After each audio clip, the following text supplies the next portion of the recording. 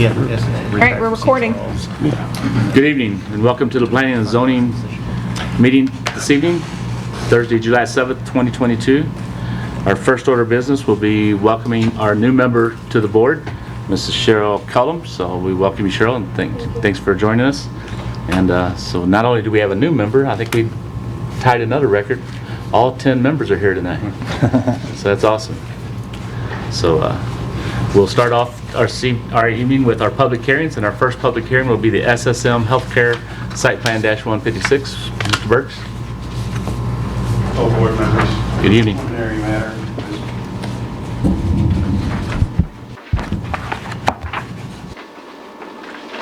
As a preliminary matter for this public hearing, I'll ask the publication notice published in the Warren County Record be made part of the record by reference. The city comprehensive plan and the city ordinance be made part of the record by reference. The planning and zoning officer report be made part of the record by reference. The first project is the SSM Healthcare facility. It's site plan 156. Elliot Reed, on behalf of SSM Healthcare, has submitted an application for a site plan approval for a 3.6 acre area of land west of Highway 47, east of the Schnook store, and north side of Veterans Memorial Parkway. The site plan shows construction of an SSM healthcare building and associate improvements on the site. The subject site is Zone C3 Highway Commercial District and is surrounded by properties of the same zoning classification. The proposal includes accessing Highway 47 through a shared access location shared with Taco Bell and Walgreens east of the subject site. Parking is provided on both east and south side of the proposed building to serve the 15,585 square foot facility. Stormwater impact are proposed to be addressed through an existing stormwater detention basin located west of the proposed building. A separate stormwater management plan verifying compliance with the City of Warrenton regulation has been provided and includes infrastructure that will detain the developed runoff longer to account for the bypass flow and comply with the city code requirements. The subject site is an existing undeveloped lot. The proposed building is situated on the east end of the parcel, directly east of the Schnook store. The parking lot is located on the west and south side of the building, and staff is of the opinion that the use and improvement are appropriately located on the subject site in relation to one another. Staff has reviewed the proposed site plan and recommends approval of the request with the following condition: to ensure lighting fixtures located on the north and east side of the property does not cause glare or create a nuisance to parcels to the east or to the traffic to the north on Highway 70. A representative from Cochrane should be here to speak on the site. Okay, thank you, Mr. Burks. That's all I have. Sir, you want to step to the podium and state your name for the record?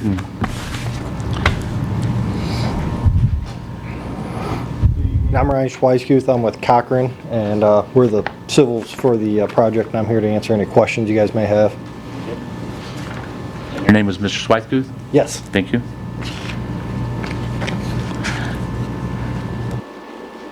And we'll call you back if we have something. Perfect. Thank We'll you. open it up to the community members if anybody here is to speak on or against this project. Hearing none, we'll go ahead and close that public hearing. And we'll open up our next public hearing, which is the Walton Project Site Plan -157. As a preliminary matter for this public hearing, I will ask that the publication notice published in the Warren County Record be made part of the record by reference. The city comprehensive plan and city ordinance be made part of the record by reference. The planning and zoning officer report be made part of the record by reference. This project is the Walton Project Site Plan 157. TGL Properties LLC has applied for a site plan for a 0.91 acre portion of a 4.9 acre area of land on the east side of Highway 47, north of Walton Road. The site plan is the request to allow 8-bay commercial building unit with a total of 10,400 square feet of space for a dispatch center, general service, and repair establishment.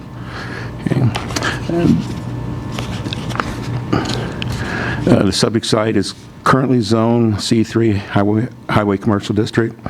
As stated in the proposed statement of the C3 district, the areas are intended to provide service to the community and traveling public. The commercial building unit with a shopping center dispatch, general service, and repair establishment would incorporate onto an existing parcel.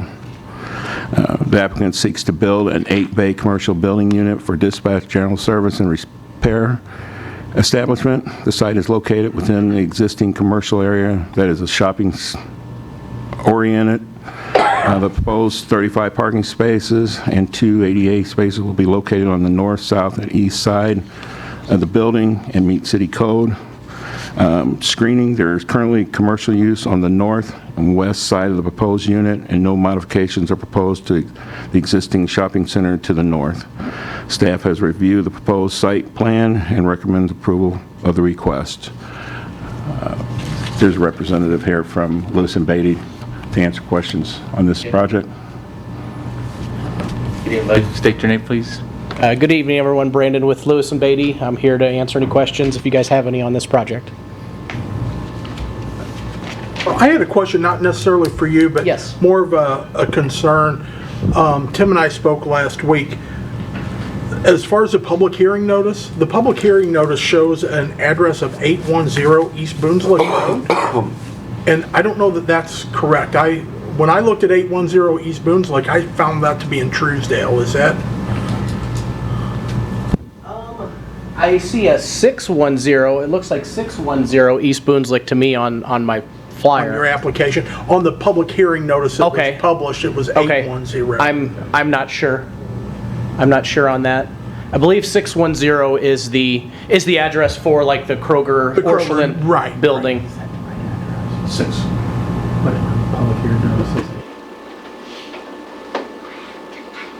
If the address is incorrect, the public hearing notice is invalid. That's my only concern before we delve too far into it.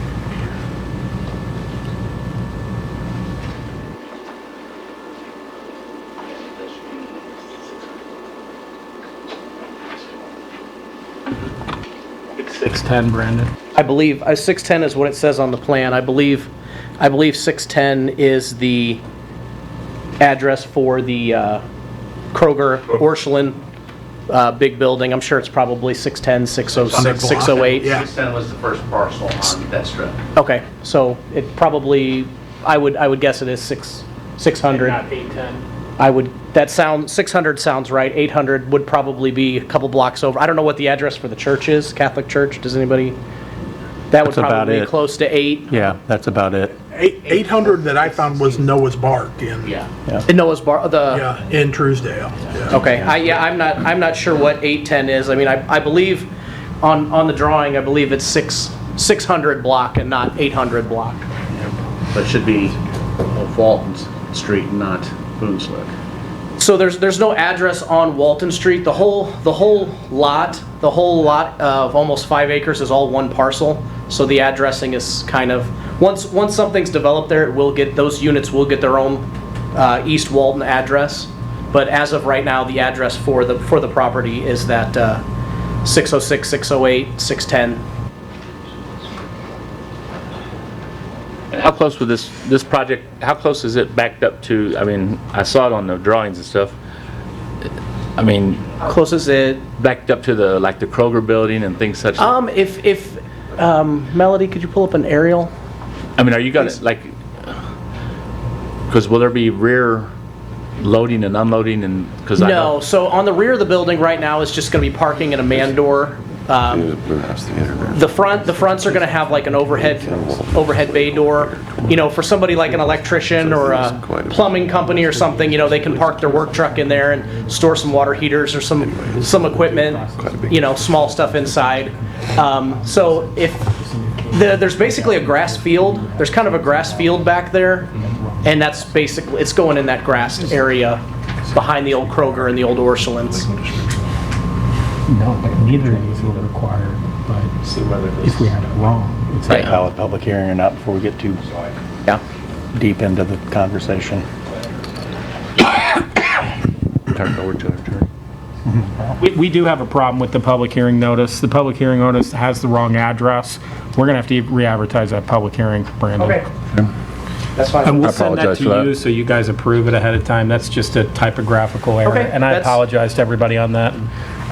But it's got the 610 address, which wouldn't be the right address, and, you know, there's case law out of Lincoln, or out of Franklin County that talks about this being the due process notice for the public. What I don't want to do is proceed on it without the proper notification and undo it at a later time. I'd rather get it right, so I apologize to the applicant and you, but, you know, we'll have to re-advertise it, and we'll contact you about that, Brandon. Sounds good. Okay, sorry about that. And in the interest of, you know, hopefully being able to work through the question at the next meeting, could you please ask for the applicant to provide us with some elevations, something that shows what the exterior finish of the building's going to look like?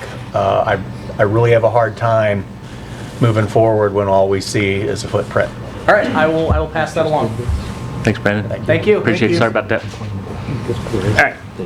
That's exactly right. We'll close that public hearing and open up our last public hearing. Will be the amendment to section 405 regarding multifamily ADM 122. Mr. Burks?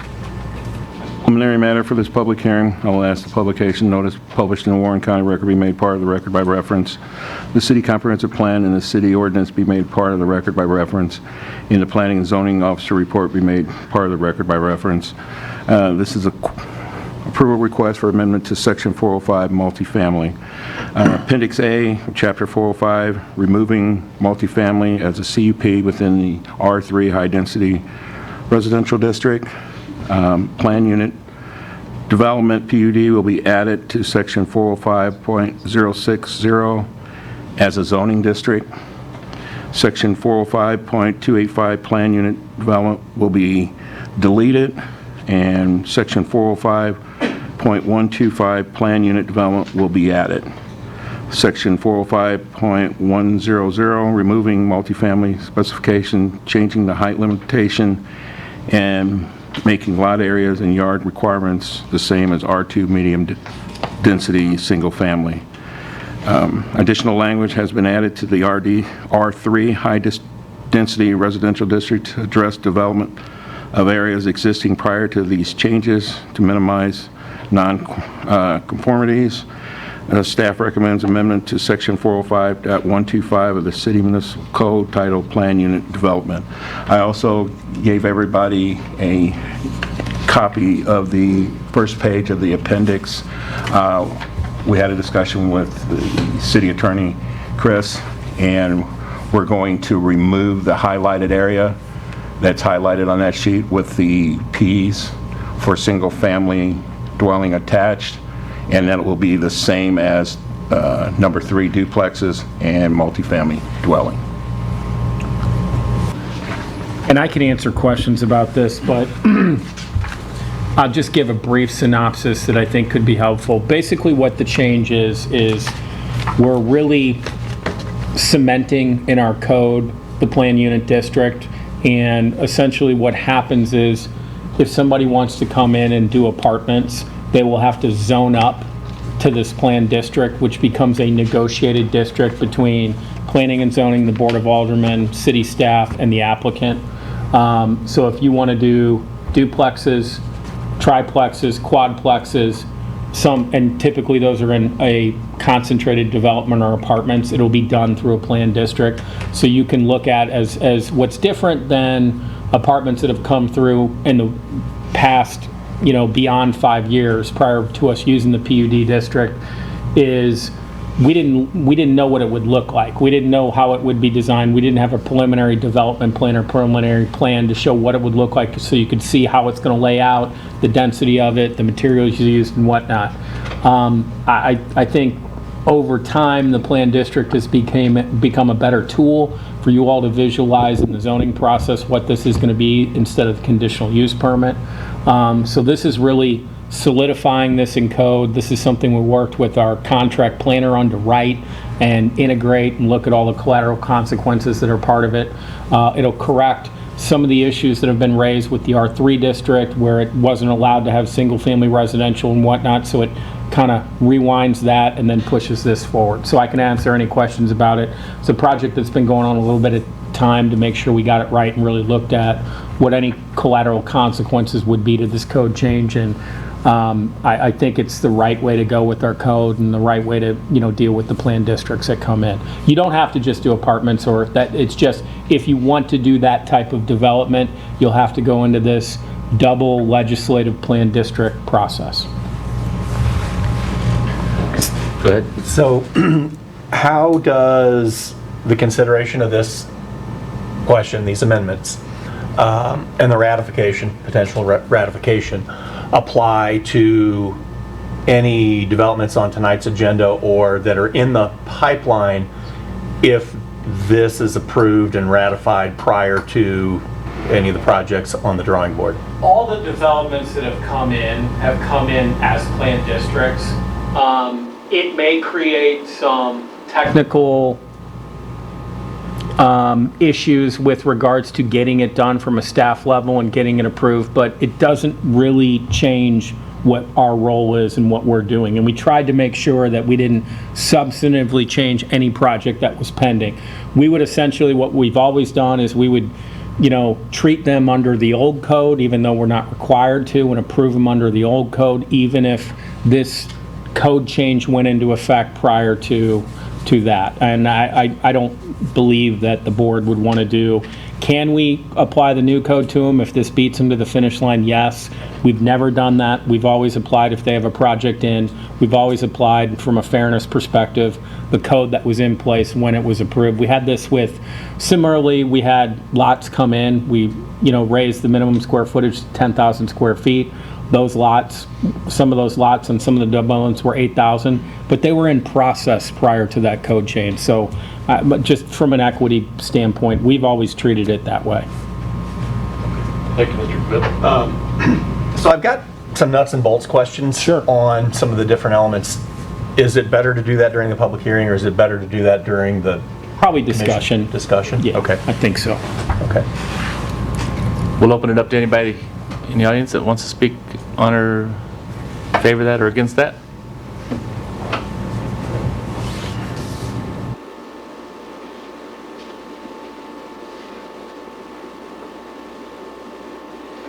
Good evening. Good evening. I'm Clifton Wolf, live at 434 State Highway U, and I've got some questions for the Planning and Zoning Board. If this request for amendment to Section 405 multifamily is approved, what effect will it have on ground currently zoned as R3? Will it allow A, for construction of multifamily units as is allowed in this plan, reference paragraph 1A11, on individual lots? If the owners of R3 property still plan to build multifamily housing, will the ground have to be rezoned?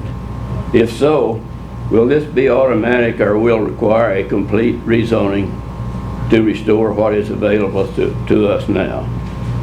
What does the star indica under C4 mean? I couldn't find it anywhere on the handout. So I can probably answer some of those, Mr. Wolf. Number one, right now, there's not an entitlement to multifamily. You have to apply for a conditional use permit. So there is a zoning step in place to get that approved. Yes, this will require a rezone to a planned unit development, a planned district. So you still have to go through the zoning process. It's just a little bit of a different zoning process. Instead of a conditional use permit, it'll go through a rezoning itself to a planned district. I'm trying to remember what your other questions were. One of the questions I have is under this item 1A11, it still says that if it's a single lot, you can you can still build multifamily housing. Is that correct or is that incorrect? I'm trying to figure out what, Which one was it? I'm sorry. which one you're talking about, Clifton. It's on the second page. It's 1A11.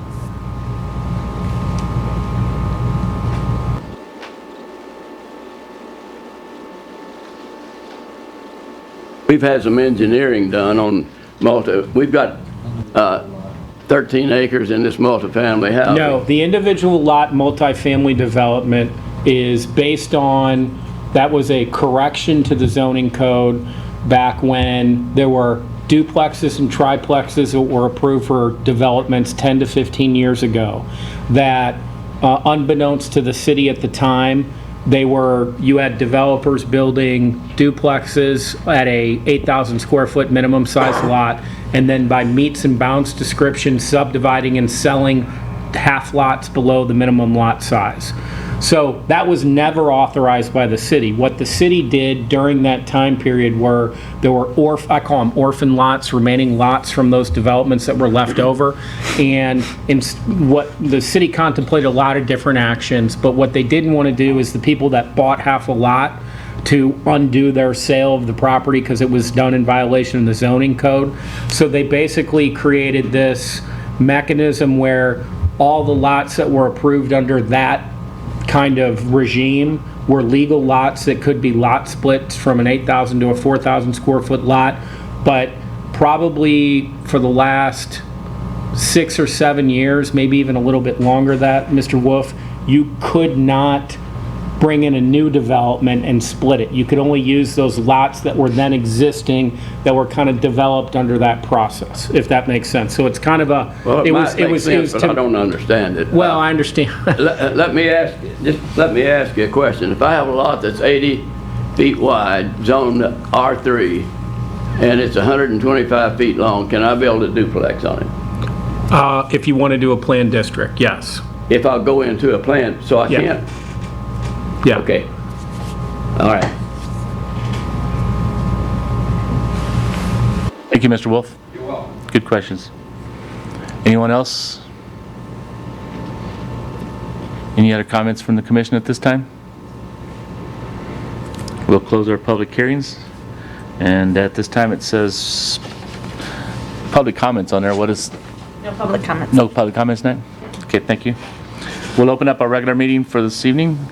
And our first order of business will be the minutes from the June 2nd, 2022 P&Z meeting. If anybody... Move the, accept the minutes as read.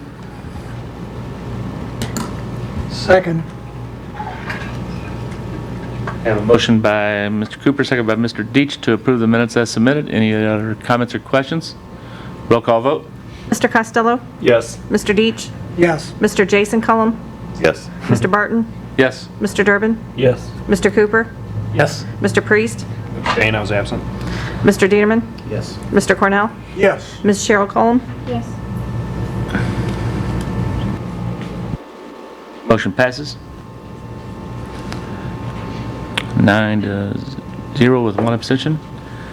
Order of business, well, next order of business will be number 2 on the list. Boulder Valley Plan Unit Development Preliminary Development 84, tabled from the last meeting. Mr. Burke, you want to bring us up to speed on that and then we'll get going? Okay, this is the Boulder Valley PUD 84. It's 25.4 acres on the east side of Highway 47, south of Hickory Lick. DC3 Properties LLC has applied for a planned unit development for a develop of 25.41 acres parcel of land on the east side of Highway 47, south of Hickory Lick Road. The PUD is the request to allow several residential buildings comprised of apartments, townhomes, a total of 254 residential units.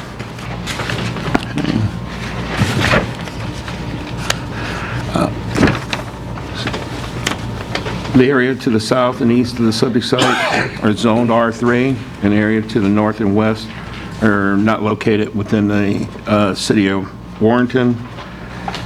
The proposed plan includes sufficient street trees, parking area trees, shrubs to satisfy minimum code requirements for landscaping for the site. Staff has reviewed the proposed PUD and recommends approval for the following, with the following conditions. All streets and parking areas internal to the site shall be private. Prior to construction, submit a stormwater management plan. Prior to building permits, and submit detail on trash enclosure to verify compliance with city code. And prior to construction, submit the required parks and open space contributors. The builder has updated the site plan, which is attached with the amenities, and there's a representative here to speak on this project. That representative step forward, please. Thanks, sir. Melody, would you happen to have an extra pen? Don't tell Mr. Deach, but I did not come prepared for class today. You're forgiven. Thank you, sir. Thank you.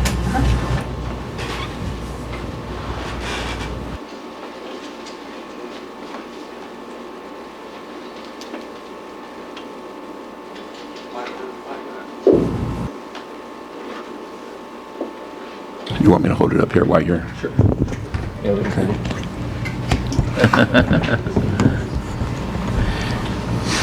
Good evening, sir. Good evening. Can you state your name for the record and then... Good evening. My name is Don Collier, and I'm the owner of the 25 acres located at the intersection of Highway 47 and Hickory Lick Road. The current zoning of the property is R3 high density residential. I'm here tonight to request approval for a planned unit development which will include 82 townhomes and 172 apartment units. With development costs, material, and labor costs, the price of single-family homes has continued to rise, making a purchase of a home unattainable for many people. Multifamily units help to fill the void in our community by providing a more affordable housing option for residents. As you can see in the renderings, the buildings will have a clean, sleek modern architectural design and will greatly enhance the area surrounding. The townhome units we are proposing are all 3-bed, 2.5 bath with 2-car garages and full basements. Rental rates will range from $1,200 to $1,500 per month for these. On the apartment side, the 2-bedroom units will be 2-bedroom, 2-bath and will come with washer and dryer hookups, a rear patio or deck, and will have their own storage units. These units will rent from $900 to $1,000 a month. Bart Corman with Lewis & Beatty is the engineer and designer of the project proposed. If you can reference the site plan provided in your packet, you will see that he has given great detail to the design of the site. The site has been designed with townhome units located on the southern portion to provide a nice visual transition between the existing single-family homes on the southern border and the proposed apartment units to be built on the northern portion. All apartment buildings will be built on the northern portion of the project adjacent to the mobile home park and Hickory Lick Road, opposite of the single-family homes. Residents entering the property will be greeted with a large clubhouse for hosting community events, birthday parties, or gatherings, and an on-site property management office for any daily resident needs. A community playground, dog park, and multiple barbecue pavilions will be provided also to give areas to enhance quality of life for residents to relax and enjoy the outdoor areas without leaving their community. Mr. Corman has also taken great consideration into the design of the green space as well. The landscape plan provides buffers around and throughout the property to provide plenty of greenery to the site while helping to control any site lighting from leaving the property.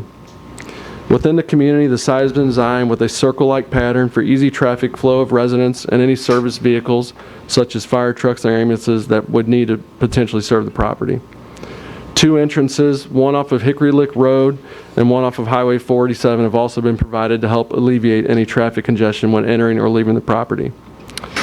As you're aware, the project was tabled at the last meeting to give board members ample time to review plans and actual building product samples. Within a week of the meeting, we provided those, and I hope all of you have had time to review those. As far as the zoning of my property, I wanted to reiterate to the board that the property is already zoned R3 high density use, and the city staff has given us approval for the project. And just want to clear any confusion that we are not requesting a zoning change as others at the last meeting were. I hope this gives you guys a quick rundown of the details of the project, and I'm happy to answer any questions. Thank you, Mr. Cotter. Open it up for questions. So, Mr. Collier, the apartments you said are 2-bedroom. The townhomes, are they also 2-bedroom? Townhomes are 3-bedroom, Three-bedroom. 2.5 bath. So, do you have on developments of this type, is there a typical average number of residents per 2-bedroom apartment and per 3-bedroom townhome? Yeah, so on a it's typically the max you can do is 2, in most municipalities. I'm not aware of Warrenton's, but it's usually 2 beds or 2 heads per bed is kind of the rhyme that we've got. Right. But yeah, so typically in a 2-bedroom situation, you could have up to 4, but it's generally 2 to 3 people. Right. I'm sure you'd have some times where it's an individual. I'm Correct. just kind of looking for, is in a 2-bedroom unit, is an average of 3 residents typical? Is an average of 4 residents? That's probably a little, I would imagine that's a little high. Yeah. And same thing with the 3-bedroom townhome. Is that typical? So 4 or 5? From our product we have now, typically families are the traditional user of the townhomes. So you're looking at 4 to 5 people. Typically, 2 to 3 of those are children. And then the apartment side, there's a lot of roommate situations, stuff like that. So is 3 a fairly accurate number in a 2-bedroom unit? Do you I'd believe? actually say 2. 2.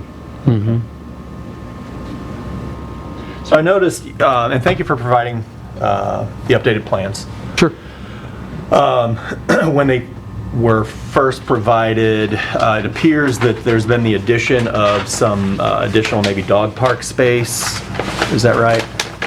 Yeah. On the most recent updates? Correct. And it looks like you might have reconfigured a little bit the playground area near the detention pond to instead have another dog park, playground area, and half-court basketball? Okay. It looks like that's in roughly the same space that was allocated for the original playground-only area? Correct. Mr. Cullen just downsized the size of the playground area to accommodate that in that area. Then he added the dog park, 2 dog parks, I believe. Yeah, on the, I don't see that'd be the Southeast and southwest corners? southeast, southwest, correct. Where is the clubhouse located that you spoke of? So when you pull in off of Highway 47, the main entrance to the right of that. Oh, it's marked office and maintenance building? Is Correct. that it? Yep. Okay. I have a question. I didn't see if there was any plans to have sprinklers in the apartments. Is that within your plans? So, yeah, so anytime you're stacking residents on top of residents, you're required to be fully sprinklered. So that's a fire department requirement. Yeah, I want to make sure it's there. I didn't see it. Thank you. And will there be in the clubhouse or whatever, will there be someone on staff there on a daily basis? Is that how you work yours? Correct. So Monday through Friday, we're 9 to 5. Saturdays, I believe 8 to noon. Okay. But yeah, so we would have full-time staff, property manager, leasing agent, probably a project of this size, 4 maintenance guys. Cool.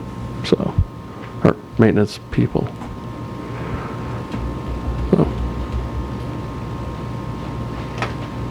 Is there any reason you don't have a pool? Well, I mean, of course, we want to use the aquatic center that the city has provided, but pools are a large nuisance. I mean, they're a huge liability, and they're a nuisance. And I think any multifamily owner or manager that you would speak with would probably say the same thing. One of my concerns, were you done, Mr. Cooper? Yes. I'm sorry. Go ahead. So one of my concerns is, by the way, I do agree, those are nice looking. Your elevations since you first presented, very nice looking buildings. When we talk about these amenities, and Mr. Cooper brings up a pool, you have added in some dog parks. You're saying that the office is going to have some community space in there. When we're adding in, what's the total number of units here? 82 townhomes, and how many are the apartments? 172? 172? Correct. So 254 total. 254 residences. I will tell you, to my eye, the amenities fall far short to service the number of people that are going to be residing here. I took some time over the last month since our last meeting, and actually before that, to look at some other areas, and I do see comparable rents that have access to swimming pools and to community patios that are large and in the center of the community, to fitness centers, and I guess when we're adding in, no doubt there is a need, but I want people that are going to reside there to be there because they want to be there and not because it's available. I see too many of our local teachers, professionals that work here and then they drive to Wentzville to live. And I'm not sure that this hits the mark of providing amenities. As I drive around, I see much larger playgrounds, storm shelters, different amenities that are available in smaller subdivisions and what I believe are subsidized rent subdivisions or apartments. And then the other thing, you talked about the zoning. No doubt, I believe that the density here fits within the zoning, but I think that there's a difference between that density on a 10-acre lot and that density on a 20. This is a gigantic proposal, and the population that it's going to add. I certainly have some concerns about the density, the traffic coming out onto 47 into Hickory Lick. So. Yeah, and the engineer can speak on this, but we've got MoDOT's approval on the locations of all that. We'll obviously have to do a traffic study, but that, we've been speaking with her on and off for the last 6 months probably on that. So they're all happy with the locations of the entrances and exits. It's just a matter of, are they going to require a turn lane, stuff like that. Sure. So. Thank you. You said that they're doing a traffic study, or is it available? We will be required to do one for MoDOT, correct? But it has not been done. Is ODOT the one that pushes the, what is that called? Turn lanes? Yeah, so my experience with traffic studies, they're about $20,000. The last one I did a couple of years ago, and they put the rubber things across the road or whatever.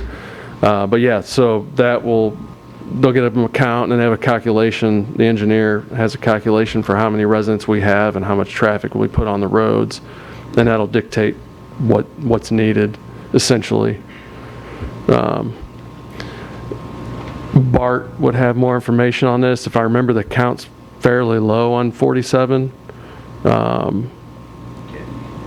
I mean, the traffic count based on MoDOT's numbers. So for that area it's pretty low, was what she had said. But that's not to say that they're not going to require something. I was wondering, can we require that turn lanes? What we have traditionally done, there is a little bit of crossover with zoning, but we have traditionally because it's Missouri Highway 47, we have deferred to their analysis. It is their road. Ultimately, if we required what is known as a de-acceleration lane for the turn, if we required a de-acceleration lane in front of that entrance, MoDOT could say, we're not going to require it, and we probably couldn't make them install it. The ingress and egress is something that falls within the zoning context, but traditionally, we've not gotten into that. If they get their curb cut approved and MoDOT makes them do some extra construction for a de-acceleration lane, that's something that we typically defer to. That being said, if you have some concerns about it, when is Lockmuller doing your traffic study? Or CBG, CBR? I don't remember the name. Okay. We received a proposal. We haven't authorized anything. Are you waiting for your zoning before you do it? I mean, they could request your traffic study prior to approval. They may want to see that and see if they want that put in on the plans. It's kind of up to you what you want to do with regards to that. I think you can consider it ultimately if MoDOT has the final say, but I do think it falls within your jurisdiction. In all fairness, to ask Mr. Collier to spend potentially $20,000 before he knows whether a project is in play or not, it's probably not a fair thing to ask in my opinion, anyway. I agree with that statement. And we've gotten a formal letter from MoDOT that says they're requiring it, so it's not like it's something where Right. I'm going to sit here, oh yeah, we're going to do it, and it's not going to happen. It's They will not give us our permit without the traffic study done. So, but until you've got a project that you can go vertical with, asking you to spend $20,000 on the front end I don't think very many people would want to get their checkbook out for that. So I wanted to thank you. I had requested some information from Mr. Burke and city staff, so I appreciate that they put that together. I don't know if some of the other commissioners have it.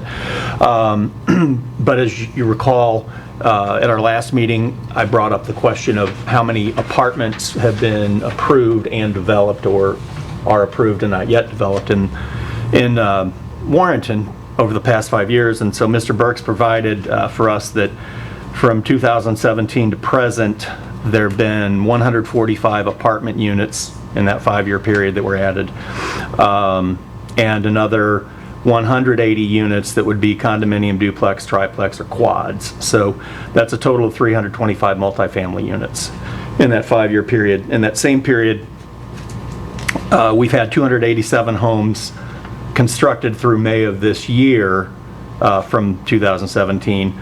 A grand total of 576 have been approved, but I guess they're not yet constructed on various lots and subdivisions throughout town. So I was doing some calculations, and there are some other questions that I've got that I'd like us to eventually try to ascertain as we consider projects with higher numbers. But population of Warrenton as of the most recent available data is 8,992 people. The units that are on this particular proposal, and then we've got the other one later tonight, but the ones on this particular proposal, by my calculations, assuming 4 people per 3-bedroom townhome and assuming 2 people per 2-bedroom apartment, that puts another 672 residents in the community. And while I recognize that a number of new apartments might be occupied by people that are already in Warrenton, it's still additional inventory for our housing inventory. So in my mind, one way or the other, that represents an increase of 672 people on this development alone. That's 7.5% of the existing population of Warrenton right now. That's an ambitious chunk for a town our size, in my opinion, to take on. And particularly if we piggyback another development of similar size in the same meeting, we've got the potential to add close to 1,500 people into our community in the very near future. And I have concerns with the demands that places not only on infrastructure, but I have concerns with demands that places on emergency services, on social services, particularly on our school system, and the ability to, I guess, ramp up quickly enough for what could conceivably be a pretty rapid burst of population. And Mr. Collier, you did also, I think you had Louis Beatty provide some calculations on the site and the percentage developed versus percentage of undeveloped. And if I'm reading this correctly, roughly about 50%, just under 50% of the property, the 25 acres, would be left to green space. And I would imagine most of the commissioners like the idea to have usable green space. It does appear that, with the exception of the detention areas, that most of the green spaces areas, based on the topography, where residents can walk and use that. But I note that at an average of 10 units per acre on a 25-acre tract, and I set that against Paddock Fields, for instance, which is 49 acres, much less densely populated, or set it against the Andor Estates and Country Meadows, I think is the other subdivision next door. Again, much less densely populated, and I'm concerned with the way this number of residential units impact irreversibly what the neighboring developed areas would be dealing with. So I don't know what the answer is. I agree with Mr. Cornell that 10 units per acre on a piece of land this size it really gives me some heartburn. So one thing too, we got to realize that if we cut down how many apartments and stuff we have, it's going to make the rents and everything go up for the people, so they won't be able to afford a place because of the fact that the rents are so high. Because when right now we have a shortage of places for people to live, and we also got a big development coming with the in Wright City. They're doing that beef plant. So there's going to be a lot more residents come. So, if we don't have enough housing for people, it's going to just push the rent so high you can't even afford to live. So that's something else you got to think about. I agree with you, and I've thought about that quite a bit. That was part of the additional information that I'd like at some point for whether city staff's able to develop it. The information's got to exist, but I'm curious to know what proportion of our community lives in single-family residential versus what proportion lives in multifamily right now. And I agree with you, Mr. Durbin. Affordable housing is an important item for any community to have. My concern is how quickly we might get out of balance when this proposal alone adds almost as many new apartments as the city of Warrenton has had developed in the last 5 years. And then if we piggyback on another development that's of similar size tonight, we outstrip all of the apartment development that's happened in this community over the last many years. And what I hear is that there's a shortage of single-family residential as well. And there's a cost to develop single-family, there's a cost to develop multifamily. There's an opportunity for profit in both, and developers, they want to develop properties that they can get a fair return on their investment, and I think that's understandable. But I believe Mr. Cornell has found that neighboring communities, some of our neighboring communities restrict multifamily to approximately 8 units per acre as opposed to 2. Yeah. Our current code technically would allow 16 per acre. And for years I have brought up the fact that I felt like our code was not putting us in a good position to encourage the kind of multifamily and single-family development that we want, and I continue to feel that way. But I'm not sure that 10 units per acre, in fact, I'm quite convinced that 10 units per acre on a piece of land this size is going to create some negatives that will be irreversible. And one of the positives that I do see is the zoning changes that are on proposed, the PUD changes. One of the things, if I'm reading it correctly, is we will no longer be limited to 2 stories. Could go up to 4 stories. You could go higher, you could go denser, you could go less dense. It will really allow kind of what the planned district is intended as a conditional use permit here. It will really allow you all to look at the site and the area and determine what you all think and negotiate essentially what you all think is the right density or right height, where a place you may think you should go more vertical. It allows you to vary from the code based on the site. And is there a certain amount of recreation space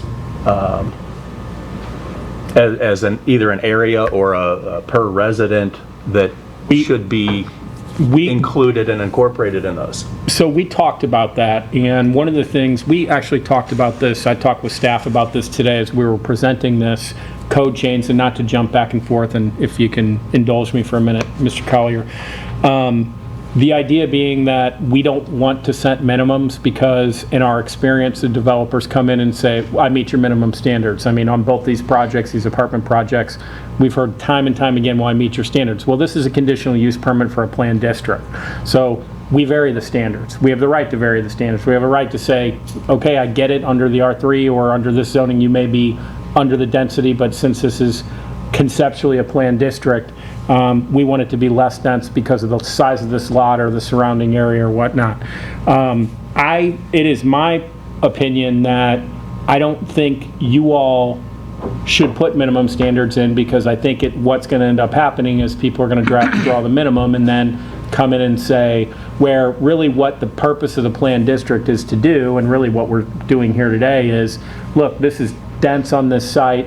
What amenities have you brought into this small community that you're building that increases the population 7 point whatnot %? So I don't think we should have the minimum standards. I think if we do that, it may set a false expectation for planning and zoning and the city and the developer that as long as they meet the minimum standards, they can build it, because really the whole point of the planned district, especially for multifamily, is to negotiate and say, can you make it a little less dense and put more amenities, or we may want you to do 4 stories here instead of 2 stories here or whatnot.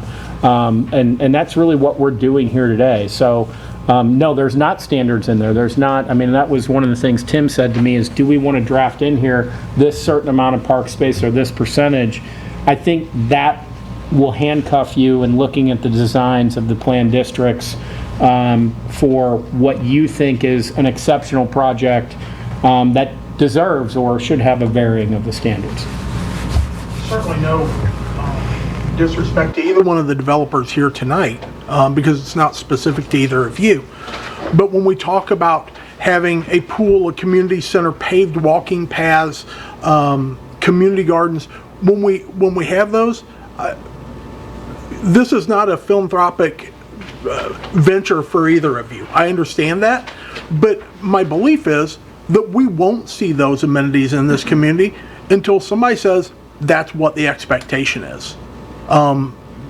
Because that's not what a developer is generally going to bring. And again, I believe that it may be costly and it may bring some risks, but I see those developments in other communities and I see what they are, and they're nice and they're very desirable.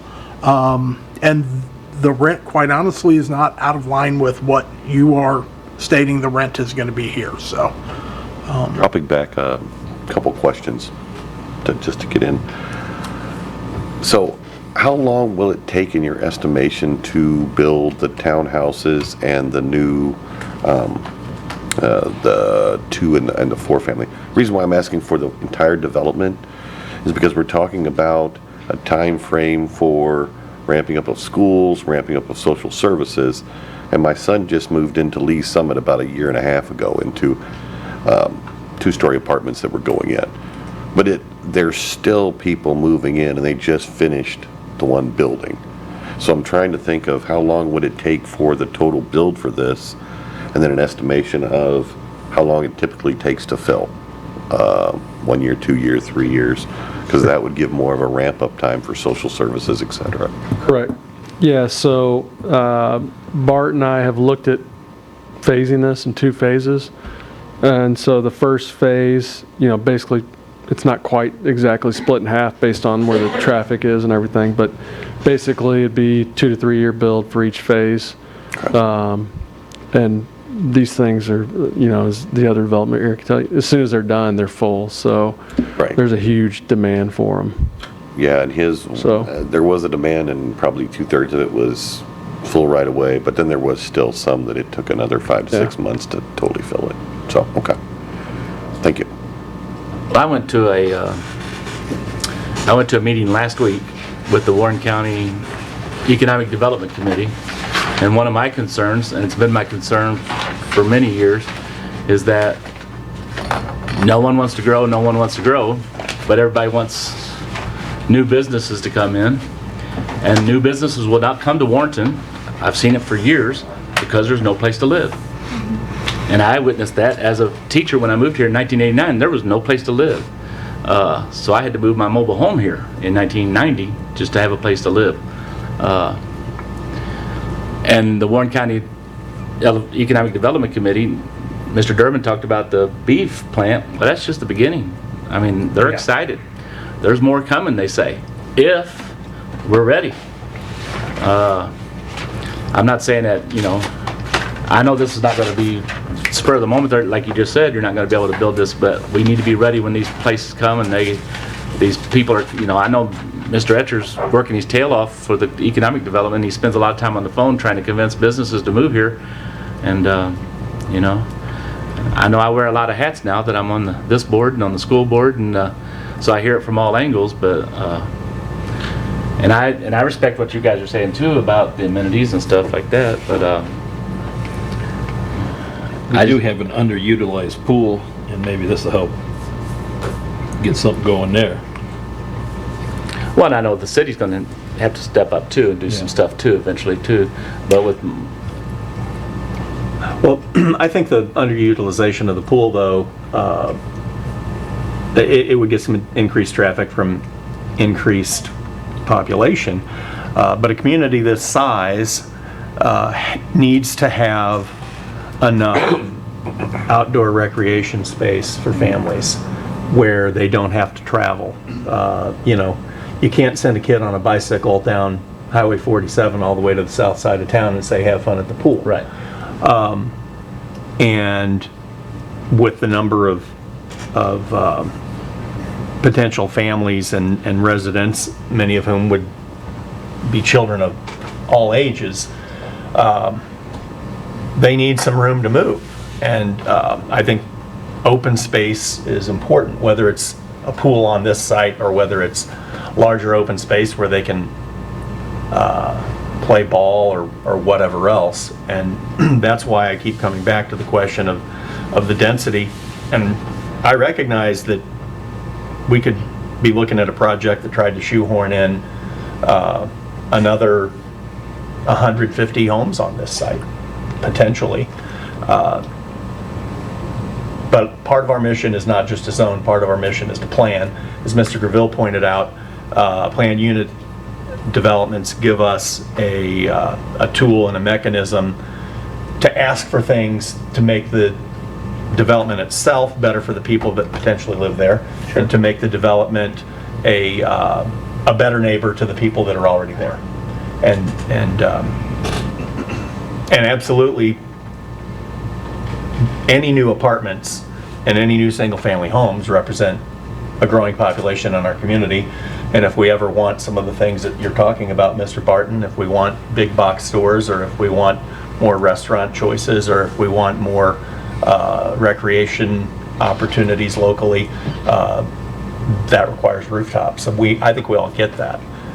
And existing businesses benefit from the economic activity as well. So by no means do I want us not to have a variety of housing available. My concern is how far out of balance may we be going when everything that's being put in front of us in these last few months is multifamily, everything. And I really I've got to believe that Missouri Municipal League or some other, some other body that's a kind of an administrative guide has some statistics and data on what ideal community balance for multifamily versus single family is, what owner occupied versus tenant occupied is. And I'd really like to see some data that can guide us before we rubber stamp potentially 1,500 new heads on pillows on our community. You know what we're also not considering is the fact of talking about recreation. We got that big recreation park half-mile from them guys. Mm-hmm. You know, we got baseball fields, soccer fields, we got the whole, so it's not as if they're gonna be stuck with not something to do. If they wanna ride your bike down the street, we haven't put a sidewalk down there yet, but that is a big recreation area down there. Mm-hmm.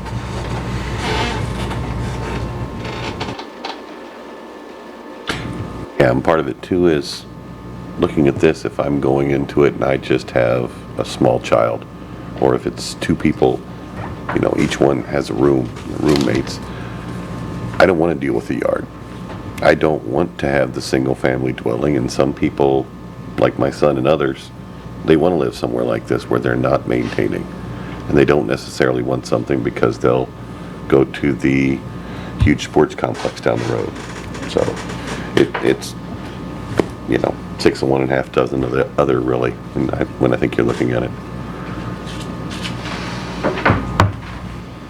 Does city staff have any ability to predict how long it might take to get some of the other data that I'd like to see for us to take into account? Specifically, some of the other items that I think would be helpful. The percentage of population that are owner occupants in this community currently, and the percentage of population that are tenant occupants. The number of we know we don't know the gross number of existing single-family homes. We know the number that were added in the last 5 years, but I'm curious to know the number of existing single-family homes, regardless of when they were built, the total number of multifamily living units in the community currently. And then, as I said, I'm really interested in knowing if there's some data that communities should use in their planning to determine what kind of balance between single family and multifamily, and what kind of balance between owner occupied and tenant occupied would be considered conducive to a good overall community experience. And I'm sure it's a range. I'm sure it's not an 80-20 or a 60-40. I'm sure there's a range, and but for communities our size, I'm very interested to know what that is. So the Census Bureau, I just looked up, it says from 2016 to 2020, the owner-occupied housing unit rate for the city of Warrenton is 65.7%. Okay. Housing units are households from 2016 to 2020 was 3,160. Again, this is census data, without counting every parcel of property in the city of Warrenton. 3,160 households, regardless of what they live in. It just says households, 2016 to 2020. Persons per household was 2.57. Looking for any other information that you may want on here.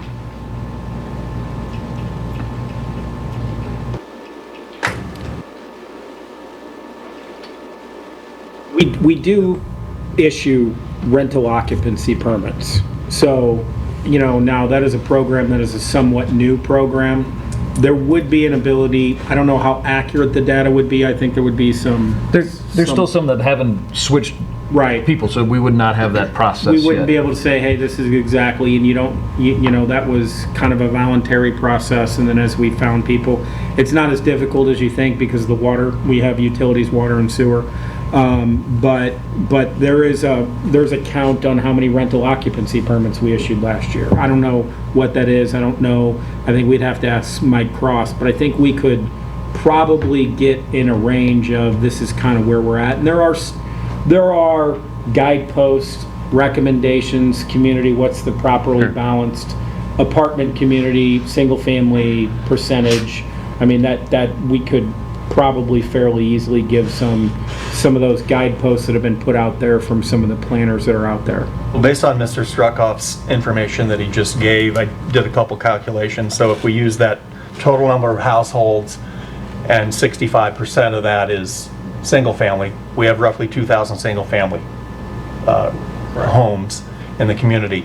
If we add 500 plus apartments tonight to our community, and granted they won't all exist tomorrow, that changes the balance of single family versus multifamily by 10%. We immediately go to 55%. Now, I get it, there's other single family developments that are going to come on the drawing board at some point. Yeah, well, they're in the process, but I really feel like we have got to get some kind of a grip on where our development's going, because it has clearly been heavily skewed towards multifamily for the last several years.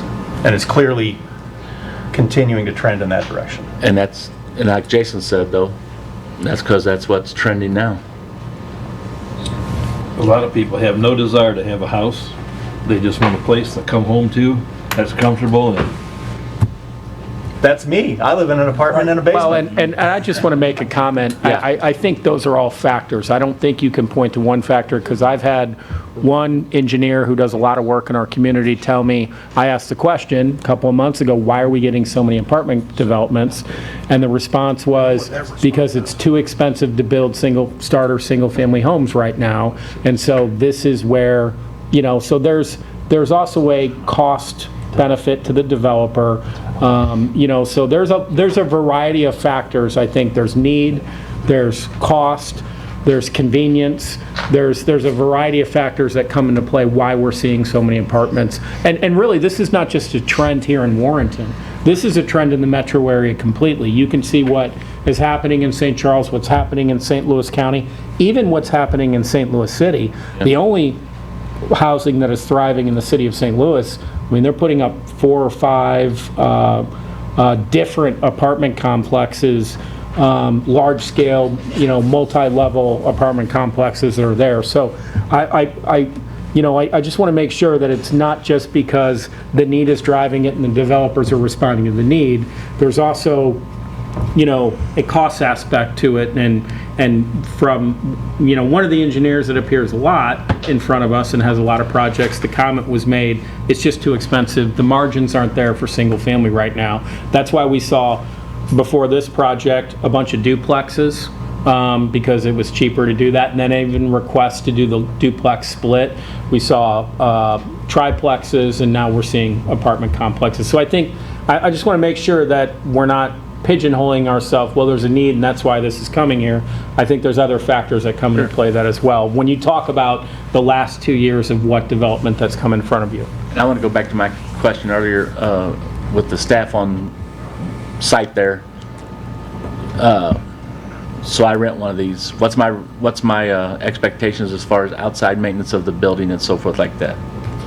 So we mow, do all the lawn care, landscape care, and in the wintertime, handle all the plowing, salting, all that stuff. So if there's, we have emergency, 24-hour emergency maintenance line that the maintenance folks alternate every 2 weeks. And so if you have an emergency after hours, you call that line. But you don't personally own the unit, you're renting it from the PUD. Correct. Planned unit development. Yeah, Is that for the townhomes as well? Those are rental? Okay. For all of them, correct. So the townhomes, is it the townhomes, what makes them townhomes, the garages, or? Correct, yeah. Okay, so they're just apartments with garages. You guys market them as townhomes, okay. So once I turn off of 47, all of the roadway parking lots within that community are all maintained by the PUD, correct? Correct. Is there, over the last couple of years, we've seen some dramatic improvements in some of the rental units. including some that have had deteriorating parking lots for years. What is the mechanism? We've got occupancy permits, obviously. What is the mechanism to hold the developer or the owner to maintaining the parking lots, the roadways? And again, my guess is that you understand that that is value to you and you're going to maintain it, but we've seen some that didn't reinvest in their own developments. Yeah, so we put in all concrete streets and concrete parking lots. Yep. Asphalt's just an inferior product in my opinion. Yep. Cheaper on the front end, but on the long it's really not, because you're resealing and striping every couple of years, fixing potholes. Right. So yeah, our project that we're currently finishing is all concrete. And I don't want to speak on behalf of the staff, but typically in other municipalities, that there's a code enforcement person, even if the lawn's higher than 6 inches, or the buildings are in derelict condition, that you would get a citation essentially. And I know that is in part of the is it the statement of? Yeah, that was one of the things I wanted to refer to. Is there is a statement that is included in part of this, and the intent of why this was put under our code is the applicant must submit a detailed plan of ownership, including how it will be maintained over the life of ownership. The plan of ownership must be part of the site-specific conditional use permit. So it's actually required to be integrated as far as, and that the concept behind why that was originally done. And I don't know how we've applied that. I don't know if Tim, if we've put in, what your cycle is, roof maintenance, how it'll be paid for or whatever. And that was put in specifically because some of these apartment developments, they were approved and then they were one life cycle deteriorated, they were done. So I think that's something that they can, you can drill down a little bit more detail, and we can actually we would put in the conditional use permit for the planned district.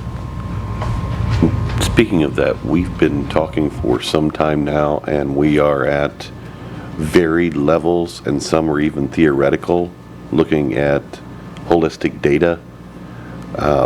Are we to a point where we can drill down to this individual's application and work on this one? We've been spending a lot of time on higher level theories and things we should do, which maybe we could have a secondary meeting to look at the citywide theory. But in the interest of this individual's time and others, are we at a point where we can start drilling down and looking at things like the conditional use permit for this applicant? Sure. I'll entertain a motion if there's no other further questions.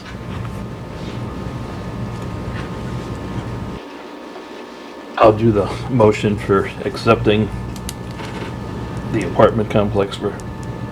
Is there, the purpose of this is to add conditions. Is there any conditions, Commissioner Durbin, you want to add to this? Well, go back to the conditions that I know the city staff gave us some conditions. Yeah, we had four conditions that we were requesting. So we need to add those. I started writing them down, but they're on your screen. Okay. Just go ahead and read So those.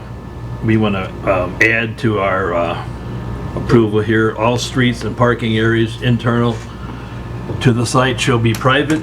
Prior to construction, submit a stormwater management plan. Prior to the building permit, submit details of trash enclosures to verify compliance with city code. Prior to construction, submit the required parks and open space, and something as far as maintaining the property.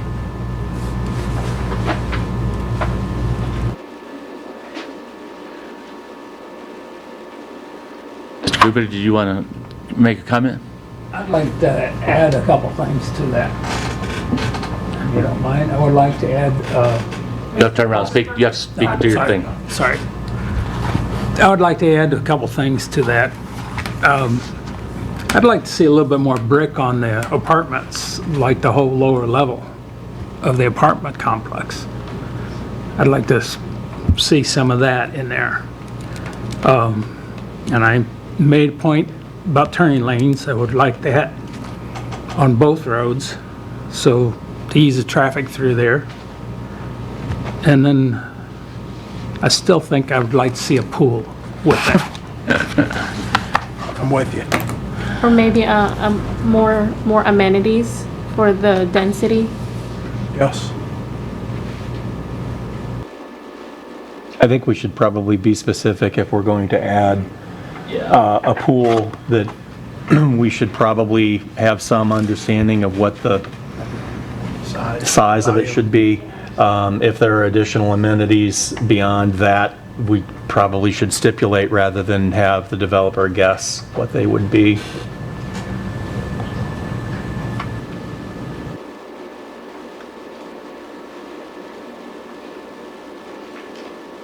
I just want to make sure that everyone is thinking that we are not going to set a standard that says, well, this development needs a pool. The planned district is not going to set, I mean, it may set a ideological standard among this commission to say this is our expectation, but the whole point is you're basically working without a net.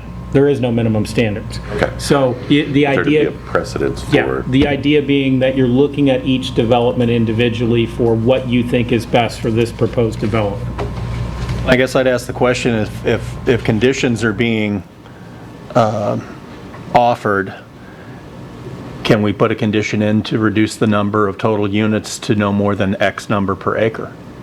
You can do that if that's what you want to do. Now, I think you're going to, I think the question I'm going to have is, you are going to have a preliminary development plan, if you will, that's going to be, they're going to have to redraw. Right, it's going to look nothing, It's gonna- if we put all these stipulations in, we'd be voting to approve a plan that we haven't seen. That's the only thing, but I think to Commissioner Cullum's point, I think you all have had a pretty vibrant discussion of drilling down what density looks like with 10 or 16 or whatnot per acre. I don't know that, my point being, I think you all understand the ratio and what that effect is going to be if you think it should be more transitionary because it is surrounded by single family or whatnot. That I think you could do it and probably be okay with it. I mean, I've not heard a lot of discussion of where are the amenities going to be located, where is this going to be located, or how is this going to be laid out or whatnot. It's more of, we want it to be less dense and we want it to be less dense this way. And Mr. Collier, I'm sure, would have some feedback on that, and I would want to give him a chance to respond, to questions about it, because it may make his project unfeasible if the density is reduced. I think it's difficult for us to sit here and say, I want to put, I think that would be a great amenity. But I hear more than just myself asking for more amenities for the size of this community, that the community is too large, the project may be too large or too dense. But I think it's very difficult for us to sit here and shoot those ideas at the developer, and maybe it's not fair. And at the same time, I don't want him to keep going back to the drawing board and saying, well, this is what I propose. Well, no, that pool's not big enough. I don't know how to negotiate that. I don't know if that's part of a meeting, but I sit here and I don't think that I've heard anybody, including myself, not wanting to move forward with this project as long as it meets certain parameters, and those parameters, at least for, it seems, a portion of this board, are not being met. So I would love to be able to figure out a way to meet, negotiate, and figure out how the developer can have a viable project that fits for the community and makes us more comfortable. I just don't know how to do that. And I will tell you, I've spoken with representatives after the last meeting for both developers. Both developers were very positive, and I think took away from the meetings, aside from the length of the meeting, a very positive, interaction. But I think one of the things, and we talked about this at a staff level today, was, okay, well, what do you want? What do you want me to see? And one of the things I said, this is, and in fact, one of the developers' representatives said to me, look, that was the right thing to do because it's a huge dump of single-family residential. And I informed them, I said, I think the general consensus was relatively positive about the developments, but it was a lot to absorb at the last meeting. There was a lot of public comment, a lot of good public comment from surrounding residents, and on every project that came in front of this commission. I think, whatever it is to move it forward, I think giving them concrete feedback, now that you guys have time to absorb and talk about it, say this is what we want to see so we can support it is, and I don't want to speak for these developers, but I think that's what they want. They want to know, okay, well, if you think it's too dense, what do you want? Right. If you think it's more amenities, what amenities do you want? I've heard different things mentioned, walking trail, an outdoor, what's the word? Plaza area, right. A clubhouse, a swimming pool, something more, but what is more? What is more? Is it more green space and less density, more green space where they're not just taking what they have and subdividing it for more? Or is it different types of amenities, not just dog parks, but we want this type of recreation for this age or whatnot? We have to give these developers the feedback of what we specifically want. To your point, Alderman Costello, and to your question, Alderman Cornell. I think that part of the problem is when we're having these discussions, we're asking to approve this, and there really aren't any discussions, and I think that those discussions could be had and be productive. I don't know how things run in other municipalities, but again, to increase the population by such a percentage on 2 30-minute meetings and ask to approve it, no offense to the city staff, this is something not just directly to this, but when we get these reports and we are getting recommendations for the city staff, I personally don't find that helpful. I believe that we are the advisory committee to the Board of Aldermen. I certainly want the information, but even Mr. Collier stepped up and reminded us that it's zoned correctly and that this had the city staff's approval. And I don't think that is, I don't know that that's the proper process. Well, and I think that's a good point, and I think part of, establishing, I mean, we have a lot of projects and a lot of big, right. To, your point, Mr. Durbin, we have a lot of big projects coming in, and to your point, Mr. Barton, a lot of big things coming in, which I know gives people pause because you don't want to mess it up. You don't want to make a mistake. One of the comments made to me by Mr. Schmelz was, what he was, I hate to use the word disappointed, Ed, but look, you guys haven't seen all the work we've done with staff in a 30-minute meeting. And I thought that was a great point. We talked about that today is, they come in with the plan and they meet with it. They meet with our contract planner. They get feedback. They get this, they get that. And what is the purpose of the recommendation is basically, I think, to say, we did all this work with them, but you're seeing the tip of the iceberg. You're not seeing the work that went below the surface. And I thought that was a good point, is that all these projects have gone through reviews and feedbacks and meetings, and I think the recommendation is more geared towards city staff is comfortable with this, and how that's articulated. I think that's something that city staff can look at and try to focus on with regards to future things. But I thought that was a good comment that Ed made was, it's unfortunate because it looks like they're starting with you, but what you're not seeing is what they started with before and where that was. And we talked about it today. How do we have better communication in between meetings so that developers know what the expectations are, so they have an idea? Because one of the things Ed said to me as well in our phone call was like, I have no idea what Planning Commission wants, right? Like, I want to give you all what you want. I'm part of this community. I've developed in this community. Yep. You all see the quality of what I do, but what does it want? And I talked to Ed. We probably talked 35 minutes on, different ideas, and I'm like, Ed, here's my thought, but it doesn't mean anything because I'm not on planning and zoning. And to his credit, he did reach out and made himself available.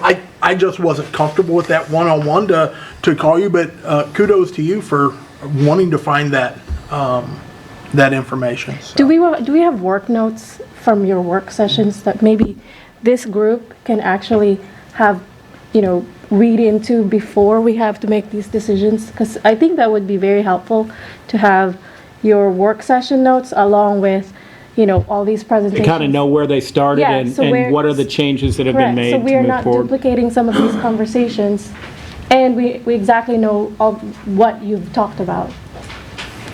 Is that available? But it sounds like that we all agree that we want some amenities, but I don't think it's, Yeah, we don't I don't know think what it's it is. specific that we need to demand somebody to put a swimming pool or something like that in, because I'm gonna tell you, I swim in our city pool 3-4 times a week, and finding lifeguards is a nightmare in this society that we live in now, so you're just creating more problems. But Is there- certainly needs to be is there- discussion of what those amenities are. That's what I'm saying, so, No, I I was mean, going to say, so can we develop a process for us, whether it's looking at the meeting notes prior, or a just quick discussion prior to, here's what's going on prior to this meeting? Because we are literally sitting here, and if you look, if it's a public meeting from 7 until 9, and someone from the public got off work and can only show up at 10 minutes to 9 to try to voice their opinion, sometimes it's shorter, but maybe their topics, well, it's actually running, it's not going to be until 10:30 at night. So we need to find a way to streamline what we're doing here. And I do agree with the fact that I don't feel comfortable because I'm not a developer. I'm looking at the safety of the issue and try to look at things holistically. But at the same time, I don't feel that I'm in the position to go, well, you need to put in a pool. You need to do this. These are specificities that should not be determined by this governing board, at least in my opinion. Because I feel like we're saying, you need to have that. You need to have that. And Well, is it and- really our place? What I would say, Commissioner Cullum, is it, and here's my question for you, is it because is it a lack of comfortability with it, or lack of comfort with doing that? Because, I mean, these plan districts go on all the time, and I'm sure these developers in other areas where you have planning and zoning members that feel they do know what's best for every single development economically and for it, and probably don't necessarily know where it is. And I appreciate the fact that you all want to very cautiously approach it, but planned districts are a different process. So the process is set up so you can ask and inquire, and I hate the word negotiate, but I keep using it tonight, where you can negotiate those amenities and say, this is what we think our community needs and what we want to require. So you can tell them they need to have a swimming pool if that's what you think is possible. Now, the point is I think it goes back to the underlying discussion. We talked for a couple hours today about how to bridge that gap of communication between the information you all want between a meeting, the information and feedback that they need after a meeting to walk out and say, okay, we know what they want now. We know what they want now. We need to make a determination whether we can give them what they want or what they're asking for, or if it's just too much, and come back with an explanation. Say, hey, we ran the numbers. Here's the reason why it doesn't work. And how do we improve that? There's a couple of solutions we talked about, like having opportunities for developers to come in on pre-meetings and having, on staggered meetings, and inviting some planning commissioners that want to attend to be in attendance. We talked about the comment that Ed made about, all the work that you did before you saw it. How do we memorialize that? Because I thought that was a great point, is Ed saying, look, I've already done all this work, and I'm not saying I'm not willing to do more work, but I want planning and zoning to know that I'm working with staff and I'm trying to get these things, trying to get what they want, because you really are talking about two different levels where staff's looking at it from a very technical base. Does this meet code? Does this work within it? And yes, we recommend approval because it meets code and it's consistent with our planning practices. Infrastructure and whatnot. Yeah, that's a huge one. Yeah. Do we have water? Do we have sewer? Do we have a road that goes there? I mean, roads are the big one that have come up in the last couple of years. And then you all are looking at it really from, to your point where you're a little bit uncomfortable, but I think you will get more comfortable, Commissioner Cullum. What does our community need? These are questions that you are supposed to be asking. Do we need more apartments? What's our ratio? Hey, we like this project, but does this project have the amenities that we want? I mean, I talked to both developers' representatives, and it's like, I made the comment to them, I go, what I took out of it is they want to see more amenities for this densely populated area. And, well, okay, what is it? And I'm like, I don't have no idea. Anything I say is going to be pure speculation. I know they talked about a swimming pool, but, that, I don't know if that's what they want or what they're going to require. Is how to improve that communication so they know what they're walking into. You all know what information, and you're able to give them guidance for what they can move forward. And I think we came up with some ideas that, we're going to be able to implement that I think will help it, but it's going to take some time to develop that rapport. I'm not, Mr. Cooper seems pretty dead set on a pool. I think it's a great idea, but I'm not dead set on, but again, Ms. Cullum mentioned just amenities and blanket, and to Mr. Cullum's comment, I'm not here saying you have to put in a pool, but without that discussion, I'm left with, these aren't enough amenities and I can't vote yes. So that's that gap that we need to bridge, in my opinion. So not putting my foot down that I can't vote yes unless there's a pool, but we need to have a discussion on what this community is going to look like. And I don't think it's going to be on every proposal that comes before us. But I don't know the last time we had a 250 unit proposal in front of us. Andorra Estates isn't that big to my knowledge, or Country Meadows. I don't know when we were going to add 250 units. So. Those Orange Blossoms is probably that big.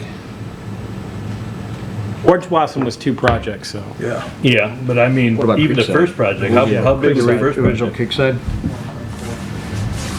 Yeah. And I think Creekside, Ed corrected me, Creekside is not adding 250, it's adding 125, right? 148. 148, okay.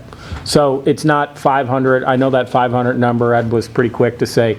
Now, Mr. Gravel, let me make sure your numbers are correct in a very nice way that they were discussing, that it's not 250. Did I get that right, Ed? Did I correct that correctly? Okay. So let's go back to the motion that Mr. Durbin had, and he read the conditional use things that the city had recommended, and then we opened up the floor for different types of amenities.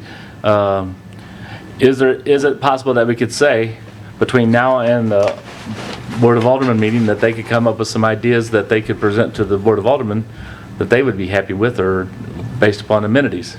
Well, the only thing I will say in response is both projects brought more amenities. Right.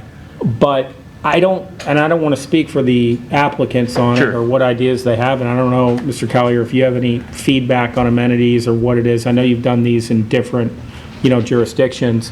But what are you trying to accomplish with the amenities, and what do you want? Because I think, the developer is going to put dog parks in because it's a fence, right? Here's an additional dog park.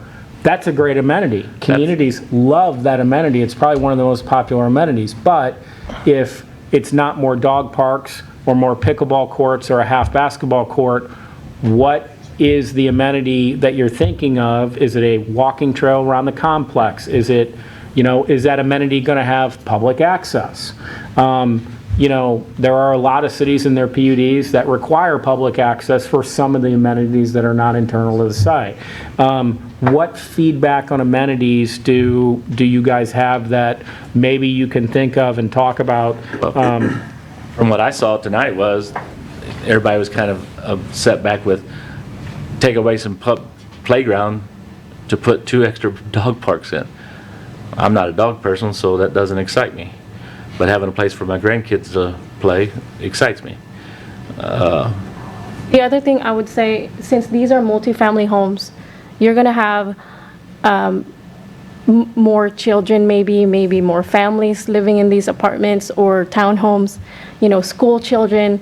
There's not enough area in here for them to really have a place to play or safely have that space. If I'm a parent and I have 2 kids and we've lived in some of these apartments, I want something where I can go to and watch my kids play in a safe place. 47 is a highway. They can't go run out there. So I'm expecting this community to have some way to accommodate those types of families. I think that Mr. Barton's point is a similar observation that I've got, which that one additional space allocated for dog park, but overall, we diversified the amenities, but we didn't really increase the amount of amenity space. So, my thinking is that, whether we demand a pool or whether we suggest a pool or whether we leave it up to the developer, there's a cost associated with what's already been put before us. And so Mr. Collier has spent, I'm sure, a hefty sum of money to get this in front of us. And if we say, hey, before we move forward, we're going to need to see A, B, and C, he's going to have to spend some more money to put that on paper for us to consider. My observation about developments like this when I am in other communities, because we don't have one in Warrenton like this, is that the amenities tend to be central. So where we've got the pickleball court and the dog parks and things like that, they're kind of around the perimeter. I think quality of community, and to Mrs. Cullum's point, wanting an area where you feel like your kids will be safe because they're inside your community. And surely kids will go to the athletic complex and play ball or whatever, but young kids, you're not going to want to send your kids up the street by themselves to go up to the athletic complex and potentially not have a lot of supervision. If there were a centrally located space that included all of these different recreational amenities, clubhouse, move that clubhouse building into the middle. Why would you want it to be the farthest point from some of the units in the house, in the development? So your clubhouse, a pool if we have a pool in that area, some open space where the kids can play, a pickleball court or a basketball court, all these different things, and have them centrally accessed. And I don't know how to just pick a number and not make it arbitrary, but I'm not comfortable with anything more than 8 units per acre, and that's a condition. And I'm comfortable with going lower than that, but it's certainly a top line number for me. I'd like to add the condition of no more than 8 per acre. And I feel like if Mr. Collier could take this back and dedicate some of that central space to really having a recreation space, maybe the rest of you don't see it that way. Maybe you want to see the recreation space scattered all around. But I feel like from a quality of life point of view, I think that makes life better for everybody that's potentially going to live there.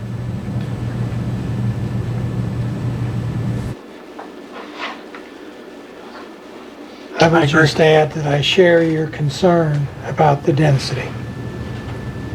I'm not, however, in favor of putting the pool as a condition on Mr. Collier's development here.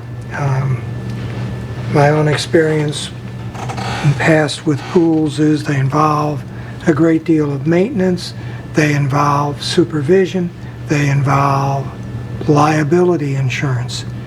And I'm not willing to tell Mr. Collier that this is a condition that he must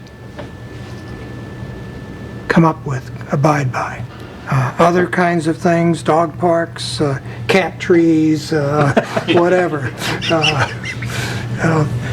That's fine, but I'm not in favor of mandating a pool, and I'm not happy with the overall density of the project. So. And a fair point on the pool is that it's really only used 4 months out of the year. Right. Yeah, I think that's an example more than anything. Yeah. I did bring up the pool because it was a focal point. Pool is not an amenity that I was like yes or no, but it's in theory, again, if you're saying you have to do this, it just seems kind of out of bounds. But All right, so where do we stand? We have a partial motion.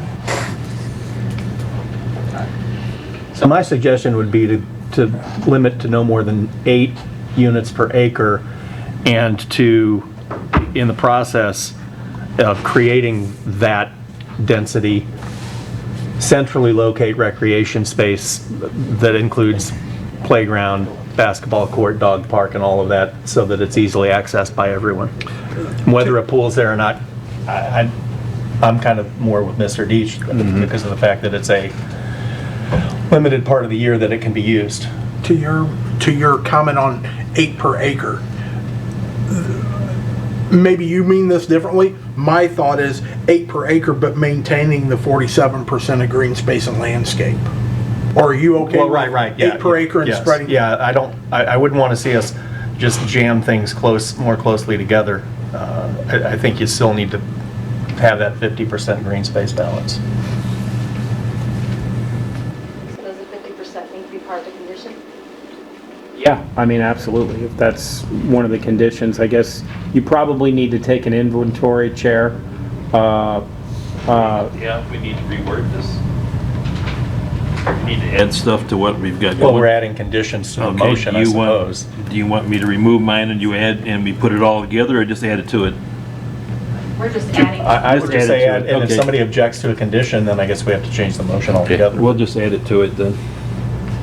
Do I need to read it, or? So we have the 4 conditions, and we're wanting them to lessen the density. And again, this is just a recommendation to the board, is that correct? Correct.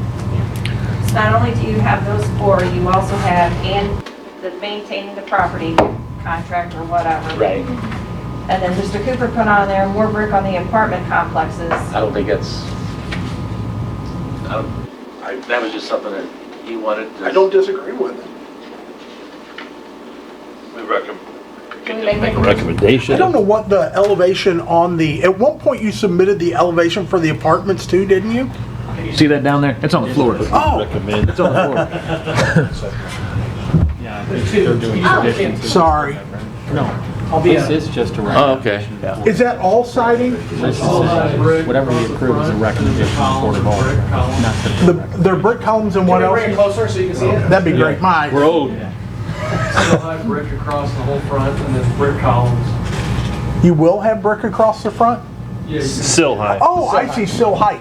Okay. and then the columns will be brick with brick rail and deposit that. I think that I'm fine with the elevation Yeah, as presented. I'm fine with, I don't think we need any more bricks, honestly, but. I'm fine with that. So we're taking off bricks on the apartments. We're Just making keep carrying it around, replacements in Vanna. there, add the turn lanes Go, on Highway Vanna, go. 47 and Hickory Lick.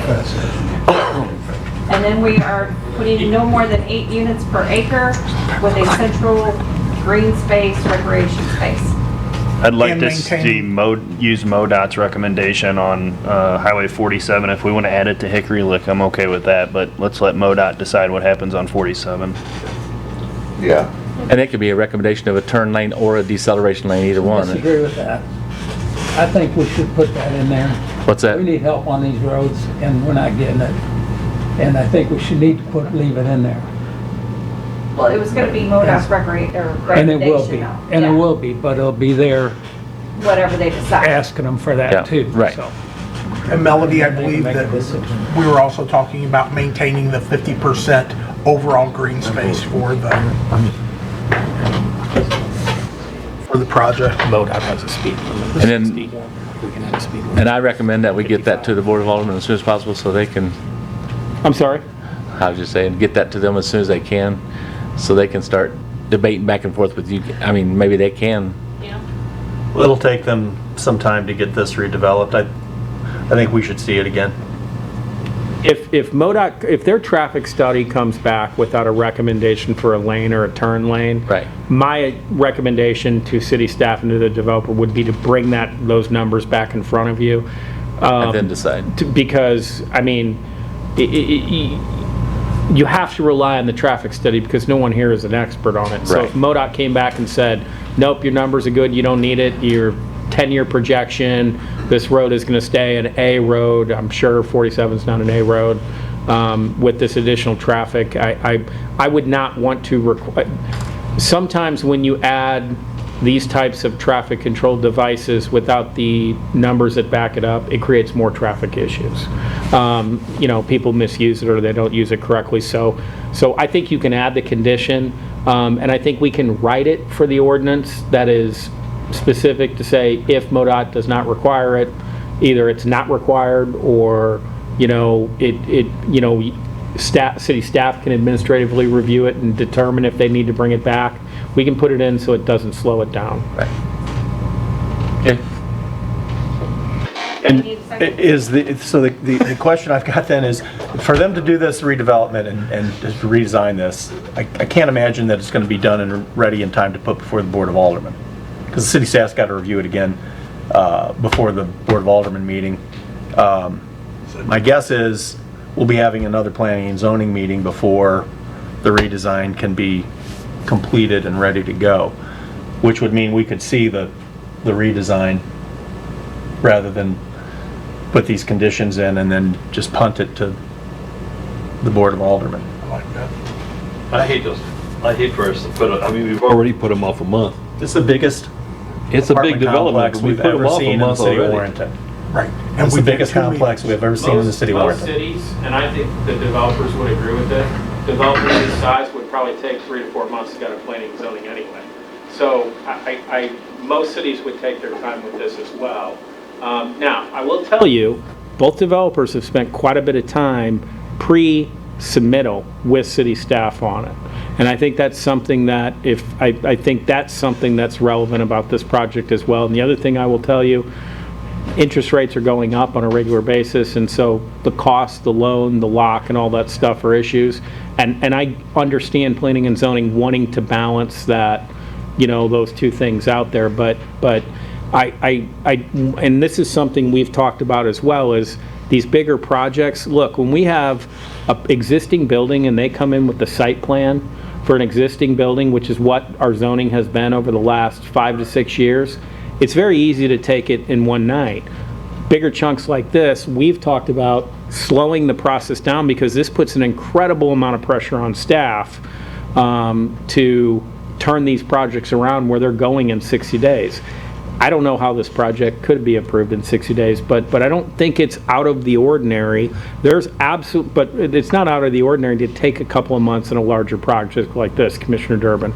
But in fairness to the developers, and I think they can speak to this, they have spent a lot of time already working with the city. I mean, how long has this one been in communication with the city about the project? First contact was, Last summer? yeah, our first contact was probably. When was it submitted, officially submitted? Yeah, but we had talked to him several times prior to. We had a pre-development meeting. Yeah. But when was this actually submitted? We would have been on June, so it would have been End of May. 30th. End of April, May would have been the off, and June, so probably the 30th of April or 31st, 30th of April. And my thought is, if we're talking about this has been going on for months or maybe a year, for the commission to then see it over a 30-day period or a 60-day period, maybe that communication could have been earlier, so that this advisory panel could be involved in more. And obviously, the time was spent there, but maybe it wasn't as productive as it could have been. Yeah, I mean, we spent, I think, almost 2 hours today diagnosing this exact same issue from a staff level to say, on these bigger projects, how do we, because here it is, almost 9 o'clock and we've done one thing on the agenda. How do we space this out a little bit so you all can really digest these projects? Because I think everybody recognizes the significance of this project in the Can city. you give us the time schedule? I mean, I can, yeah. Yeah, or a communication strategy. Can we develop that sometime? Absolutely. We were working on that, talking about that. We need to today. move forward. We need to move forward tonight, though. Agreed. Should we- We need to move forward.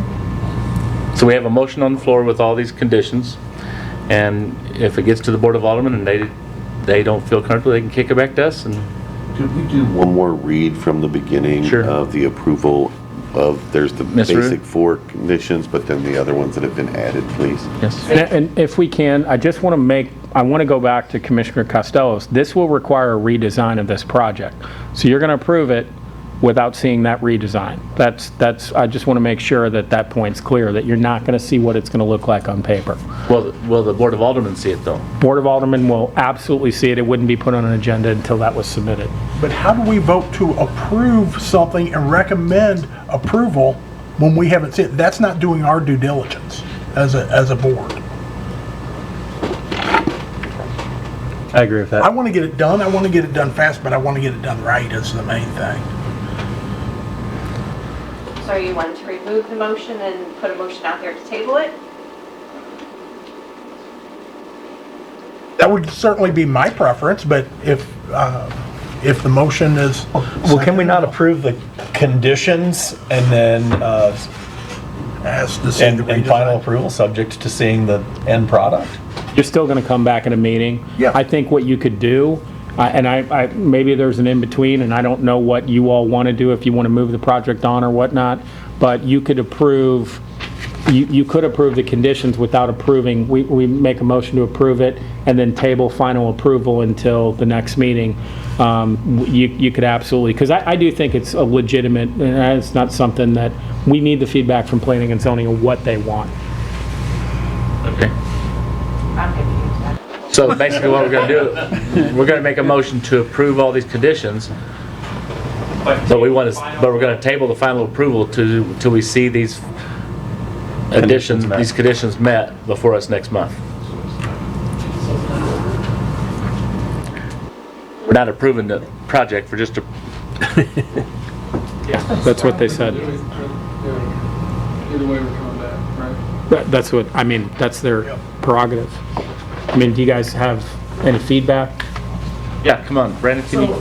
Go ahead, buddy. Brandon with Wilson Beatty. You So got it, buddy. I guess I'm trying to wrap my head around this. You're gonna give an approval or a They're going to approve the conditions, approve but the not the conditions projects. tonight, and then basically say, take these conditions and then come back with a new, so it's and then do another vote To approve the project. with those conditions? I mean, is this, Yes. or are we just essentially just tabling this with recommendations? But what I understand they're going to do is to give you something solid to work off of, Okay. is vote on the conditions and table approval or consideration of the project. So you have your conditions, you can go back, you have something solid to go back and consider or look at. And then when you revise your drawing, they can approve the totality of the PUD at the next meeting. Okay, so it's kind of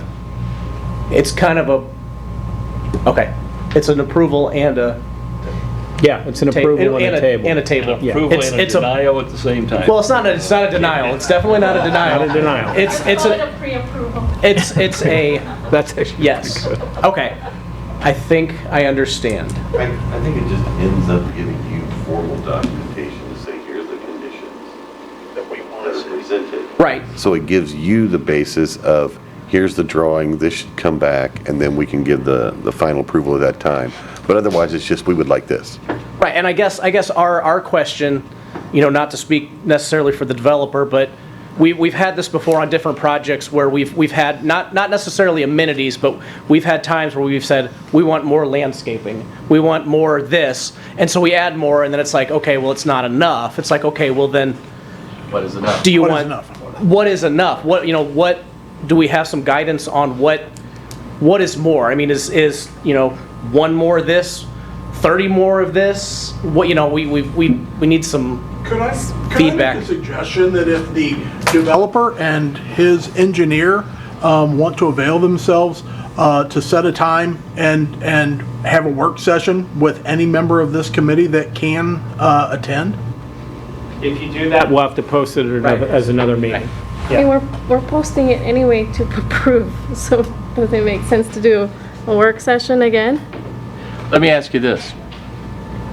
I'm not an expert. I know it pains me to say that I'm not an expert. What are you finding in your other projects that you've built at this extreme works in the communities that you're building in? as far as amenities? You looking at me? Yeah, well, it's your project. I mean, have you got projects like Said this? expert, I thought you were talking about I know you're sitting there, I know things are going in your head like, Yeah, come I on, mean, people. numerous of you have said this, but, you know, A plus B is equal C, right? So, I mean, yeah, you can come in and you can drive down to Wentzville, the Junction. I mean, there's several in O'Fallon going on right now where they have movie theaters, car washes, pools, but they're charging $2,500 a month for a 2-bedroom. Right. And, you know, teachers, actually we have highway patrolmen making $54,000 a year, and they can't pay $2,500 a month. And so that's, yeah, a developer can put any amenity in, but at the end of the day, A plus B is equals C, right? And so if we're putting all these amenities in, we've got to charge $2,500, and then we're missing our target market. So that's the catch, you know. What kind of amenities do you have rolling in your head right now that could appease this board? Like walking paths? I mean, that's something that this community has always wanted. I hear that more than anybody. Hey, can you put some walking paths? Yeah, so the project will have sidewalks. Right. They're not drawn on the plan. No, they're on there. Are they on there? See the plan. I don't know how big your plans are. Right. Tiny. We're not, this isn't gonna be. But I mean, as far as adding walking trails, stuff like that, yeah, I mean, I'm not opposed to any of that. And I think what I was gonna say is that, you know, what were the conditions that you guys were discussing, but like, if Centrally it's, located, something. if it's X, Y, and Z, a centrally located playground and pavilion area, I don't know what the benefit to coming back to Pnz. Bart's gonna draw a centrally located It's a area. density issue also. Yeah, I mean, he's gonna draw a centrally located playground area like he did with the dog park and all of that. And No, they were talking, the main thing was the density aspect of it, per acre. yeah, Yeah, and this. yeah, so that cuts us down 50 units? I think if I took the 25, 24, I came up to like 203 instead of. Yeah, so I mean, that's a big number. It is. So if you're decreasing 50 units, we're adding accel lanes, decel lanes, I mean, yeah, it gets down to Numbers. numbers. Does that change if you're able to, and part of density is the number of people, part of density is the amount of pavement too. Sure. Does that change if you're able to build 3 stories up or 4 Yeah. stories up? And Absolutely, so, absolutely. Yeah, so obviously if you go 3 stories, you're creating more green space because you have more area to work with. Being limited to 2 stories eats up a lot more acreage. Where are we at? Sleep. Yeah. So you breakfast for Mr. Deacher in a couple hours. Yeah. I think we need to see it. Do we need a work session with the developer and the city in this, and members of the staff before we can make a decision, or where are we at? I would welcome that. As stated, then that has to be another posted meeting, correct? Yeah, no kidding. What were the conditions again? Mr. Root? Submitted point, well, we got, oops, sorry. Let me go back to the other one. So there's all streets, parking areas internal to the site shall be private. Prior to construction, submit a stormwater management plan. Prior to building permit, submit details of the trash enclosures. Prior to construction, submit the required parks and open space funds.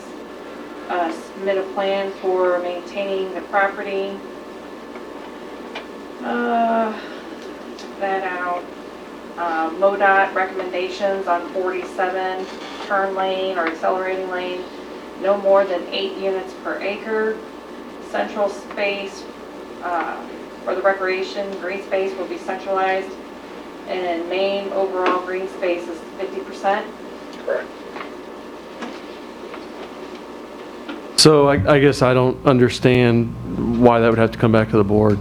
If those are conditions approved, if it's got to be centrally located. Yeah. I want to see it. Yeah. What's that? I want to see the redesign. Right. Now, maybe the other commissioners don't, but I do. I do. Should we go ahead and vote on whether we send it forward or not? And then if we don't get enough votes, then we know that. You have to vote on, Then we end up potentially denying the whole project, recommending denying the whole project.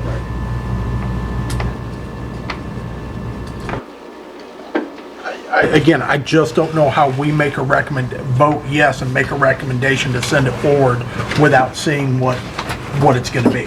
That just doesn't make sense to me.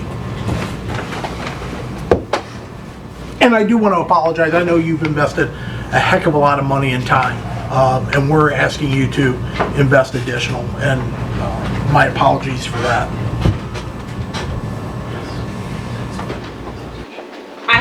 I would make a suggestion that you guys table it then, since we can't seem to do that. He's got what the conditions are that you guys are wanting. And if it's tabled, then it can come back with the conditions that you guys have suggested. So we're not doing another public hearing and having to run that all in the newspaper. Okay. Remove Remove the conditions. I want to remove the conditions, and I guess we're Your going motion, remove your motion. I'm going to remove my motions. And you're going to make a motion. And then we would need a motion to table. All right. Point of clarification before we do anything. We've talked about all of the amenities in a central area. I would like us not to inflict all of the dog parks in one central area.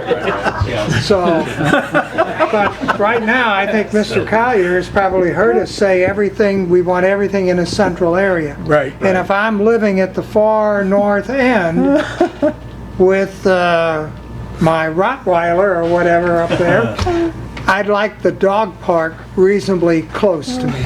So, or a cat tree reasonably close. I think what they were mentioning though is not concentrating everything around the perimeter, at least having something else in the middle with the perimeter. So having a larger recreation in the center, there's certainly no disadvantage to having some walk your dog space on the perimeter. out on the boundaries. So we'll entertain a motion. All right, so with that clarification, I'll make a motion to table consideration until such time as the developer can come back with a redesigned, it's not a plat, but a redesigned project to meet the suggested conditions that we discussed tonight. Second. I was wondering though, are we gonna, you said you wanted a smaller number of apartments. Is that something that he just think about, or is that something else? Well, the eight units per acre would, by definition, reduce the number. Because he's at 10 right now. Yeah. And yes, that's a condition that I feel like is appropriate. But I'm only one voice. So we go 3 stories to create more green space? No. I don't know if the code allows that, does it? It's That's correct.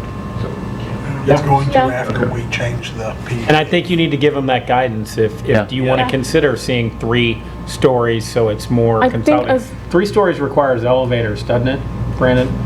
No. Doesn't? You're not? I think 4 does. Okay. I think So- 3 you can still do stairwells. Okay. As long as it meets the fire code and all that, I'm not opposed. Yeah. So we have motion by Mr. Costello, second by Mr. Cornell to table this with all the conditions that were stated and give the developer a chance to come back to in front of us with try to meet those. Any other questions or comments? Hearing none. Roll call vote. Mr. Beach. Yes. Mr. Jason Cullum. Yes. Mr. Barton. Yes. Mr. Durbin. Yes. Mr. Cooper. Yes. Mr. Priest. Yes. Mr. Dedeman. Yes. Mr. Cornell. Yes. Mrs. Cheryl Cullum. Yes. Mr. Costello. Yes. Motion passes 10-0. Thank you for your patience. 4 Gs next time? We'll Yeah, absolutely. We'll dismiss you guys. All right, next order of business. And thank you for everybody's patience tonight with us. Will be the Creekside Apartments. You're right, yeah.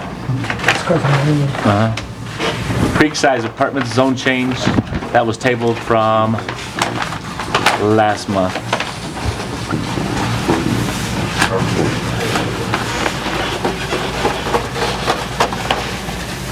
They're just going to step out for a second. You want to wait for them? Let's take a 2-minute break. Can we do that, Melody? Let's take a 2 to 3 minute break. Thank you. Topic 1. How many of these do we Today you're getting that one took. Remember, you all are being recorded still. Topic 1.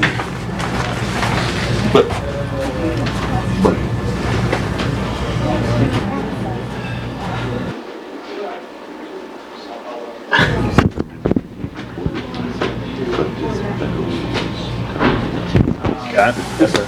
Was this development here on Double A, was this approved in the last couple months? I mean, it's obviously not there now. So we're on Double A. It's right off of Double A, right behind this, I guess, would be the store. Let's look at, That was the zoning change that was approved last month. The subdivision, though? The subdivision was not, no, Right there. This big one right here? Yeah, what is that? That is nothing, that is, that I'm trying to figure out why that's well, in there. I'm like that. gonna zoom in long here. time ago. Alright, so we got By the county. Double A. And they tore all that out? Alright, so It's never been put let's see, in. let's see where we are on the road here. It's right. Right there, okay, so that's Right this there. right here, and that shows like it's subdivided. Yeah, but it's not. But it's definitely not. That right now is owned by, I thought maybe I missed something in the last couple of months. it's actually this parcel, isn't it? Yeah, it's this parcel. Okay.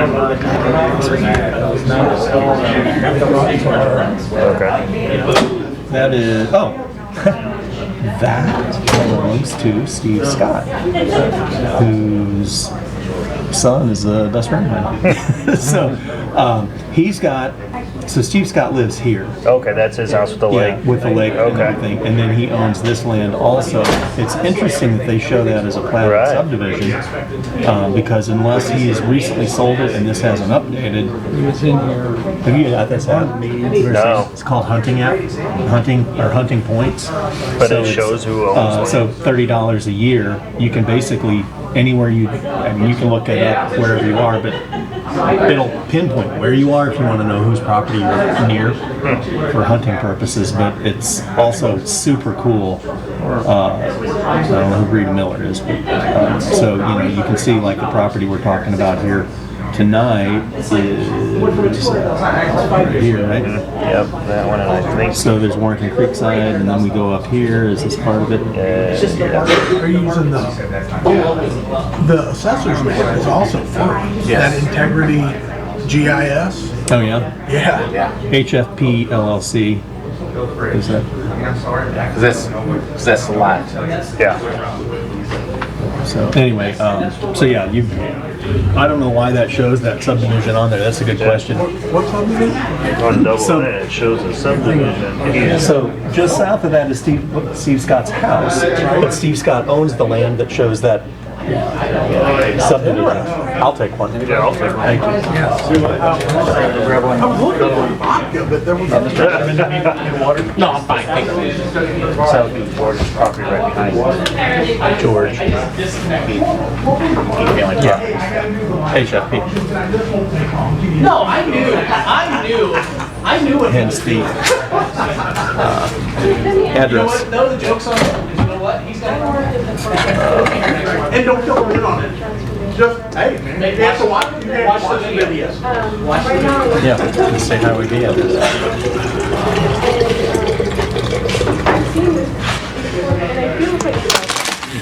I've been here. It's a lot of cost and time. Time is money. And then when it gets to this part, we should really just be making decisions.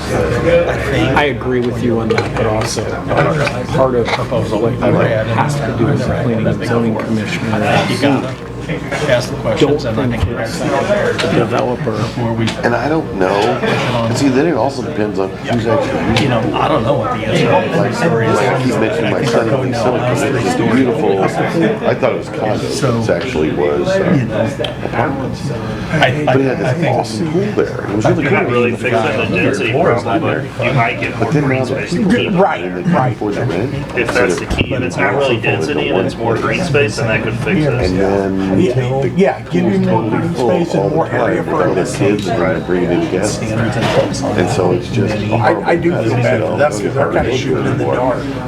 So that just popped in my head whenever I'm thinking, They okay. held those meetings with city staff. You know what those meetings should have been held with? As members of the planning and zoning I don't want to see somebody until 15 we years from now. until we go down this road, this is so new, until we go down this road and the developers have some kind of expectation and the I engineer. ended up thinking of this. Before long, Lewis and Beatty's gonna be like, oh, we know what they're gonna want to I just say. think of the. Fewer units, but similar questions. Yeah. I see both You have- sides, oh, but you the have- developer should know You have to what drive. typically your planning and zoning wants. And you've already told them once that you wanted more green space and added a dog park, did they really even try? But That's, Commissioner Bill's right, that our code right. sets the minimum standard. And the other guy, Things he that you said, see, yes, right? then it'll be done first Yeah. hour. As they look at it, like say, take out four units, you Think? Right, right. Same job, You think? you know, the television building team probably. Well, but we're still no more than 200 total living units on one. Oh my. All right, Yeah, so we yeah. made it through the, okay, I'm sorry, that was item 2. All right, guys, ready? So Loaded? item. Let me get my Just looking at the all-nighter schedule notes here. out here.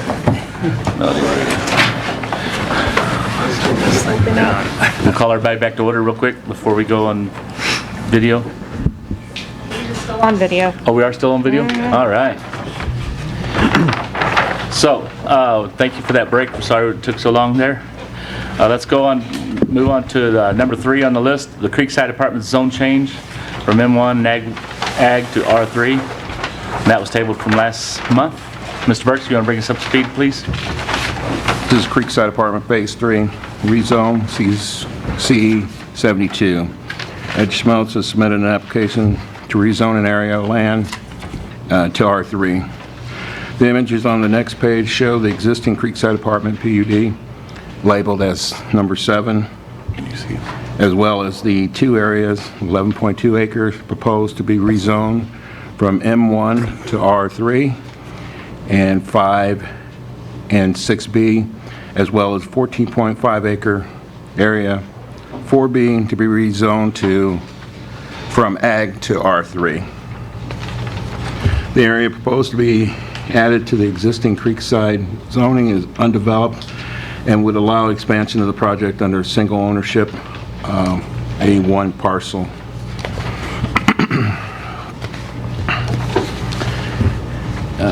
As mentioned earlier, the proposal is a step to process to extend the PUD from existing Creekside Apartments, various zoning districts, but the subject site as shown on the zoning map below.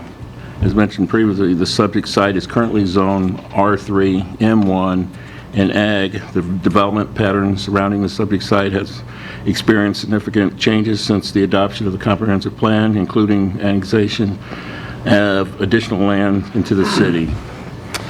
Staff has reviewed the request to rezone the subject site to R3. All items and notices as required by state and local law has been provided and completed. Staff is of the opinion that the proposed change in zoning is consistent with the plan and policy of the future direction map. As circumstances surrounding this property has changed, staff believes the proposal is consistent with the intent of the comprehensive plan. Staff recommends approval of the request to the rezone. On this project, there was no change to this from last month. Right. Previous month. Yes. We just tabled it, since it was all one project, we just tabled all 3 just to get it tonight. Yes, sir. Correct? I'll open it up for questions on the board, though. And the developer is here if anybody has any questions. You want to state your name, sir, to the podium? Thank you, sir, for being patient with us tonight. Yes, my name is Chris Wolf. I'm with Wunderlich Survey and Engineering. I'm here with the developer, Ed Schmeltz. I gave a PowerPoint presentation last time. Right. I did bring a PowerPoint presentation. I can run through that. There is a few slides that to address some comments. It doesn't really have to do with the rezone, so I can do it now or I can do it when we talk about the PUD part of things. But however you guys want to. I think we'll just go ahead and do it now so you can make that comments now. Okay. All right. From the beginning. That way everybody knows exactly what we're seeing from the beginning. All right. Sounds good. Thanks. I will go ahead and move forward with that.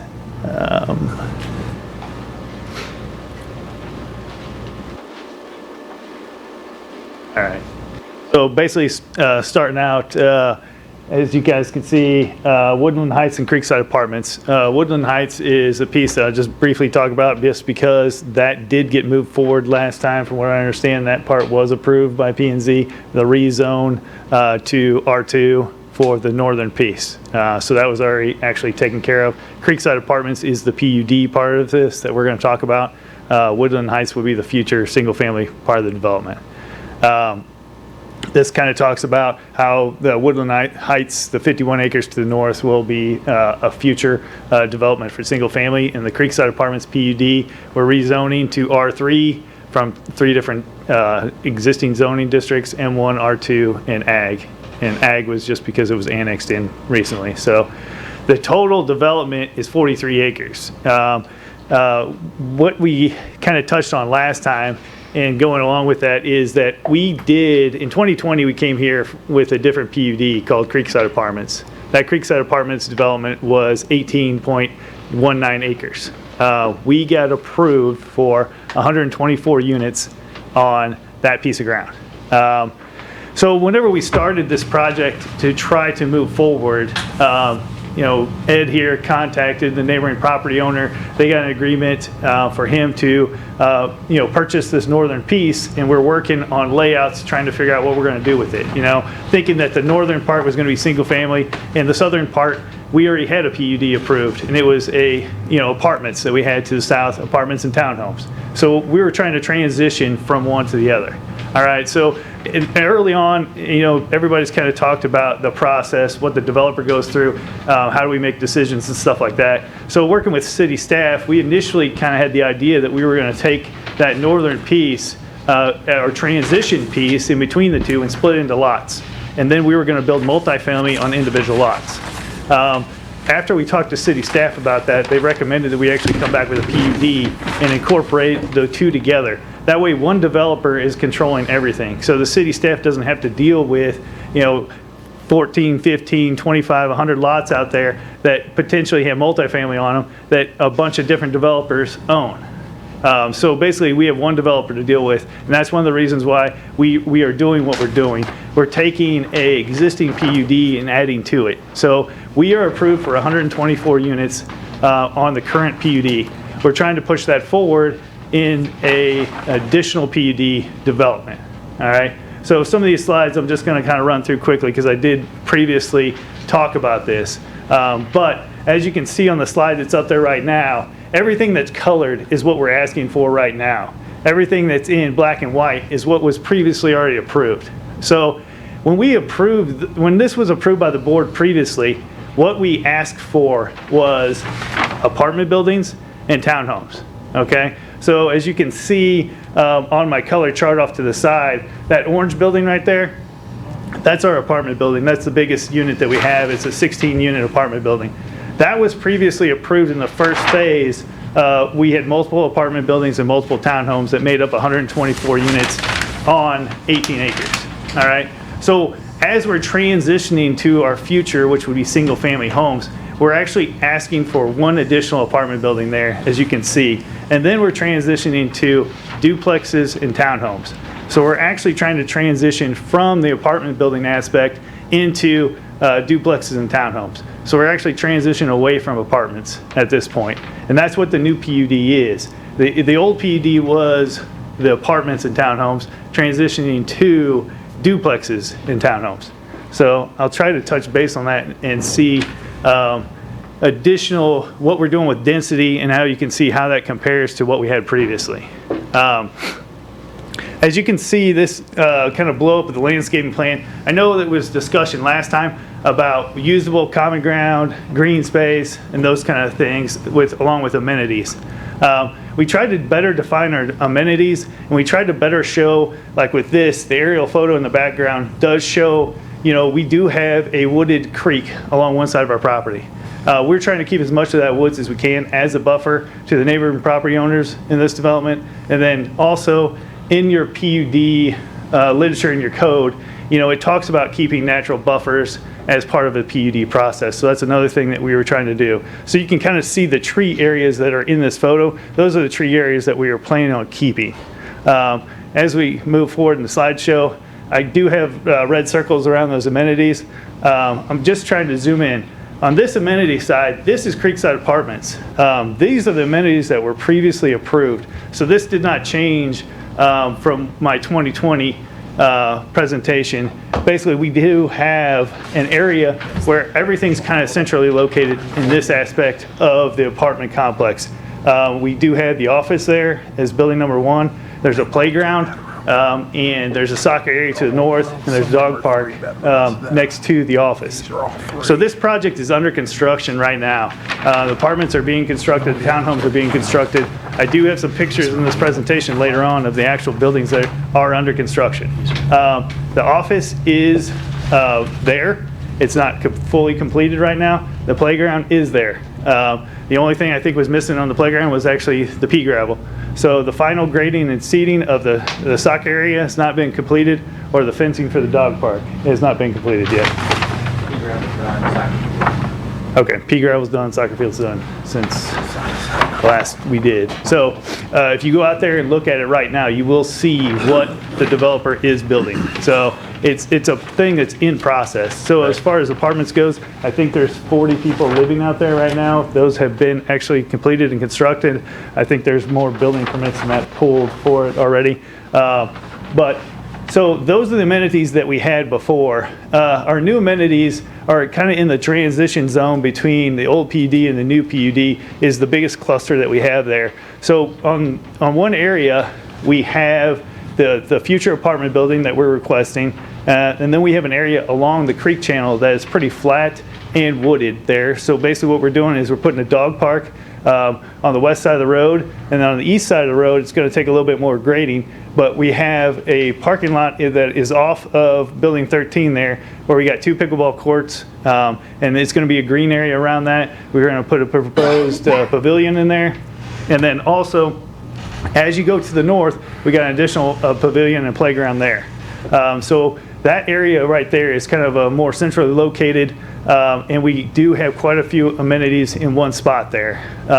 There will be a sidewalk on one side of the street throughout the development, so access from one part of the development to the other should be something that's a little bit smoother before we can get one place to the other. This is actually on the east side where we're actually tying into the existing county road that's there right now.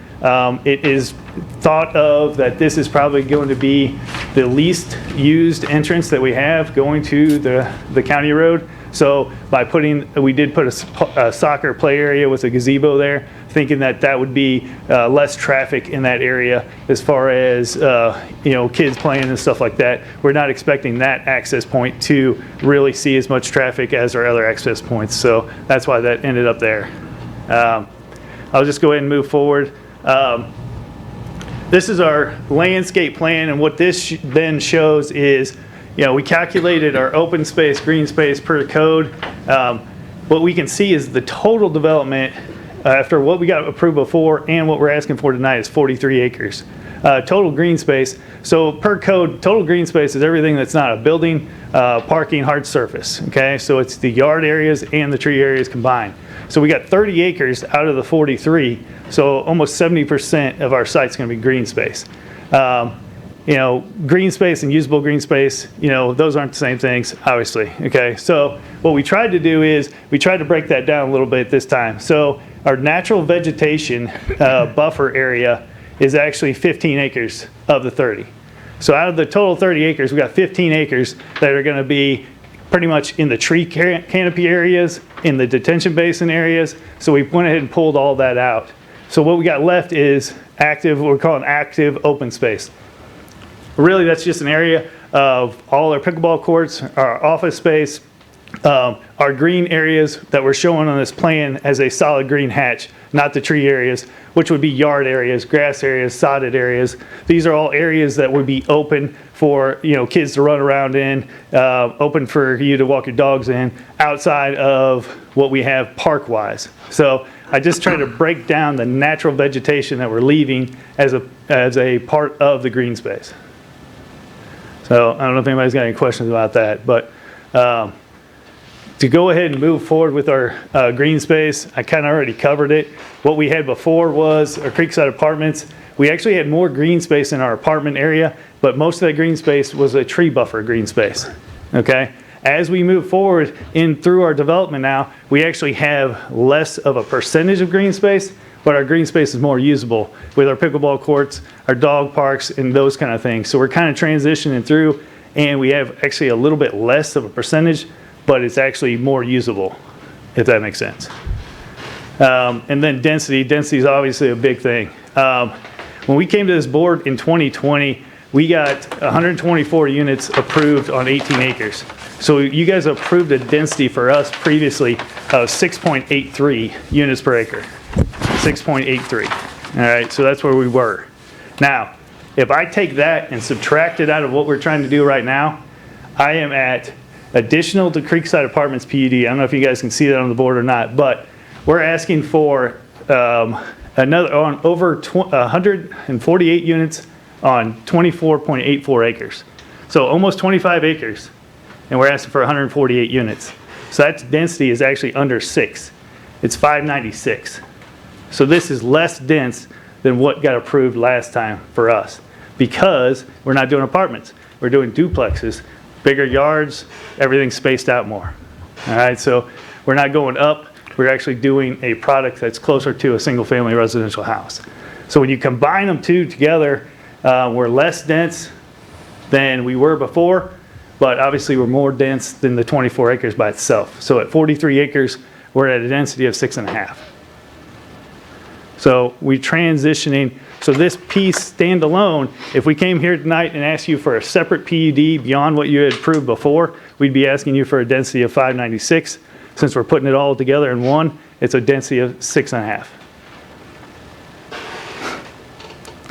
This is actually a unit. He has A units built out there right now. This is the apartment building. You guys can go out there and look at it. Maybe you all have driven by and looked at it. It's a little bit different brick than this picture. This is actually a Washington product.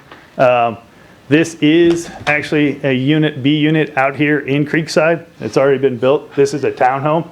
So it's actually right out there, built, being used right now.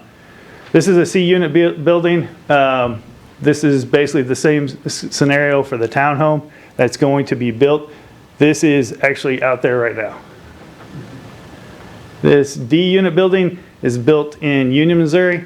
Basically, this is another townhome. So these are the townhomes. The townhomes will be what he's physically building right now out there, a C unit, and this D unit building here in Union. It's going to be basically the same product with the brick and everything on them. An E unit, this is one of the example of the duplex. This is actually a fourplex out in Union, Missouri, but this is basically going to be the scenario for your duplex, your garage unit duplexes. This is the office that sits out at Creekside right now. This is the interior of that office right now. It's not completely finished, but it's being finished. This is just an example of a dog park that he did in Warrenton here at Orange Blossom. Just the black vinyl fence or chain link fence.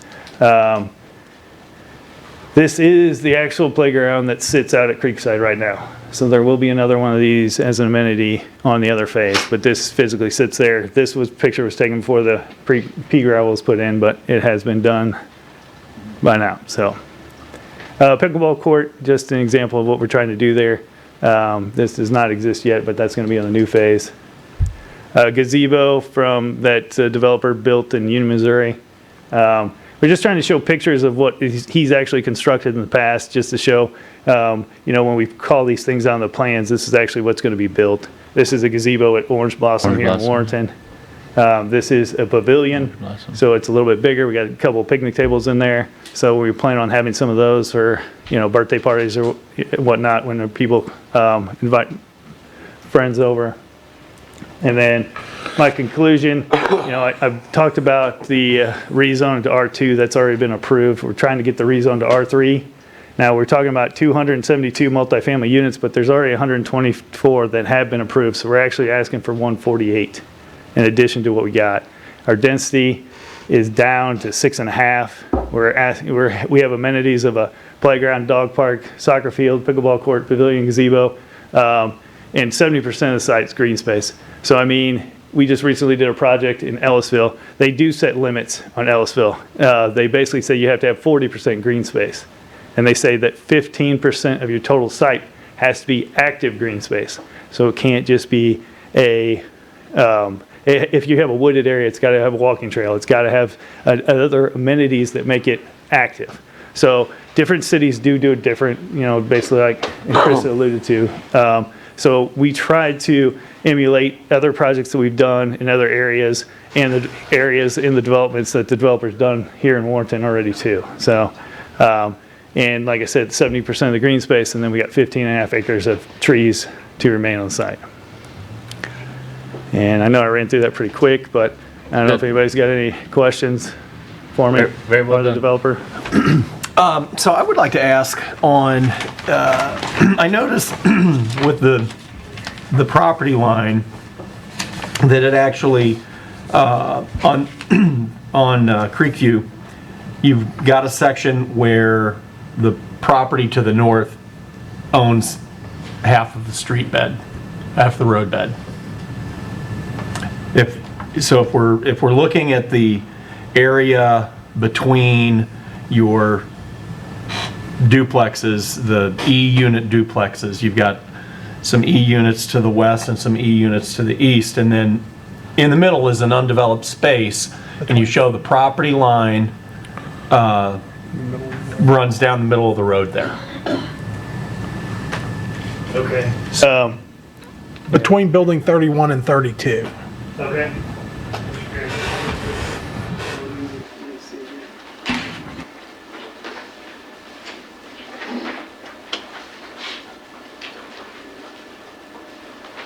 Okay, I see what you're saying.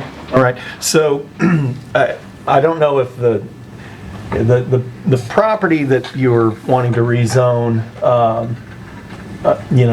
at least at one time, that was an 18.83 acre parcel. I don't know if your acquisition is for all 18.83 acres or if it's just a portion and only this area that's on the rezone request is the portion you're acquiring. My curiosity is that part of the road that you're showing isn't actually on the area being rezoned. And so that leads me to wonder, what's going to be accessing, or what are your plans for that land on the north that you're not showing as part of this PUD right now? Okay, yeah, so I can let Ed speak on the behalf of the future plans right now are going to be a single family residential development to the north. And is the intention to use Creekview then as an access point into that? That will be another access point, correct, yes. Okay. And I'm not saying that that's a bad thing, I just simply am curious. It's unusual that you wouldn't put the whole road that you're putting in as the developer to be entirely within the zone. Yeah, what we try to do on something like that is just allows us additional flexibility in case anything gets moved through the process. If something gets shifted a foot or two, then by going to the center of the road, we have additional flexibility because we're not building in that section. So that's really the only reason and logic behind it. As far as when we ask for a rezone, I don't know if you can see this example here, but that's actually a preliminary layout that we have done, and that is going to be what we are going to come back with. That's the single family that we saw last meeting? Yes. Right. I mean, that's not been submitted as a preliminary plat, but that is the sketch that we have. And so now I can kind of see that the south end of that kind of dovetails into the north end of this rezone piece we're talking about. Correct. Right? Yes. Okay.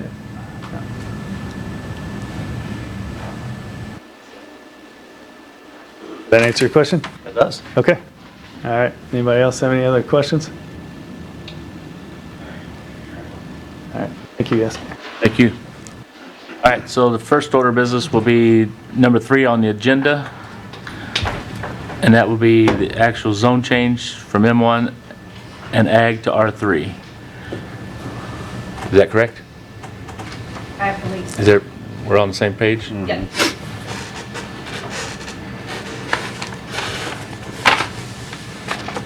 So does anybody have any other questions about the zone change there? I'll make a motion to recommend approval of the plat zone change 72 PUD rezone. Second. Motion by Mr. Costello, second by Mr. Cooper to approve number 3 on the list, the Creekside Apartment zone change M1 and Ag to R3, zone change -72. That was tabled from last month. Any further questions or comments? Roll call vote. Mr. Jason Cole? Yes. Mr. Barton? Yes. Mr. Durbin? Yes. Mr. Cooper? Yes. Mr. Priest? Yes. Mr. Dieterman? Yes. Mr. Cornell? Yes. Mrs. Cheryl? Yes. Cole? Mr. Costello? Yes. Mr. Deach? Yes. Motion passes 10-0.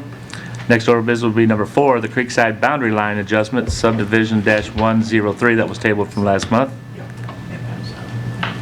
You want to take that one, Mr. Burks? Ed Schmelz has submitted an application for a boundary line adjustment or plat for a 43.89 acres of land on the North Service Road east of Highway 47. The area is proposed to be consolidated to allow the expansion of a PUD that currently authorized the Creekside Apartment project. The boundary line adjustment has been submitted in conjunction with several other requests to propose a project consistent with the city code requirements. The comprehensive plan designate the majority of the newly added land as part of an urban reserve. The property owner has recently begun the annexation process to allow the property to be served with municipal infrastructure. Staff has reviewed the proposed boundary line adjustment plat and found that the proposal is consistent with Chapter 410 subdivision regulation of the Warrenton Municipal Code. Staff recommends approval of the plat as submitted. So nothing has changed on the boundary line from last month. Thank you. Anybody have any questions for Mr. Wolf or Mr. Schmelz? On the boundary line? Entertain a motion? I'll make a motion, we approve boundary line adjustment plat subdivision 103. Second. Motion by Mr. Ditterman, second by Mr. Priest to approve number 4 on the list, which is the Creekside Boundary Line Adjustment Subdivision -103, tabled from the last meeting. Any other further questions or comments? Roll call vote. Mr. Barton? Yes. Mr. Durbin? Yes. Mr. Cooper? Yes. Mr. Priest? Yes. Mr. Dieterman? Yes. Mr. Cornell? Yes. Mrs. Cheryl Cole? Yes. Mr. Costello? Yes. Mr. Deach? Yes. Mr. Jason Cole? Yes. Motion passes 10-0. Now on to number 5 on the list will be the Creekside Apartments Phase 2 PUD-85, tabled from the last meeting as well. Ed Schmelz has submitted an application to expand. Hang on just a second, Mr. Burks. Okay, sorry. Did we approve the plat yet? We did the boundary adjustment. Do we have to also do the plat, or was that part of the same thing? So did we just approved the boundary adjustment just now, right? Do we also have to vote separately on this preliminary plat?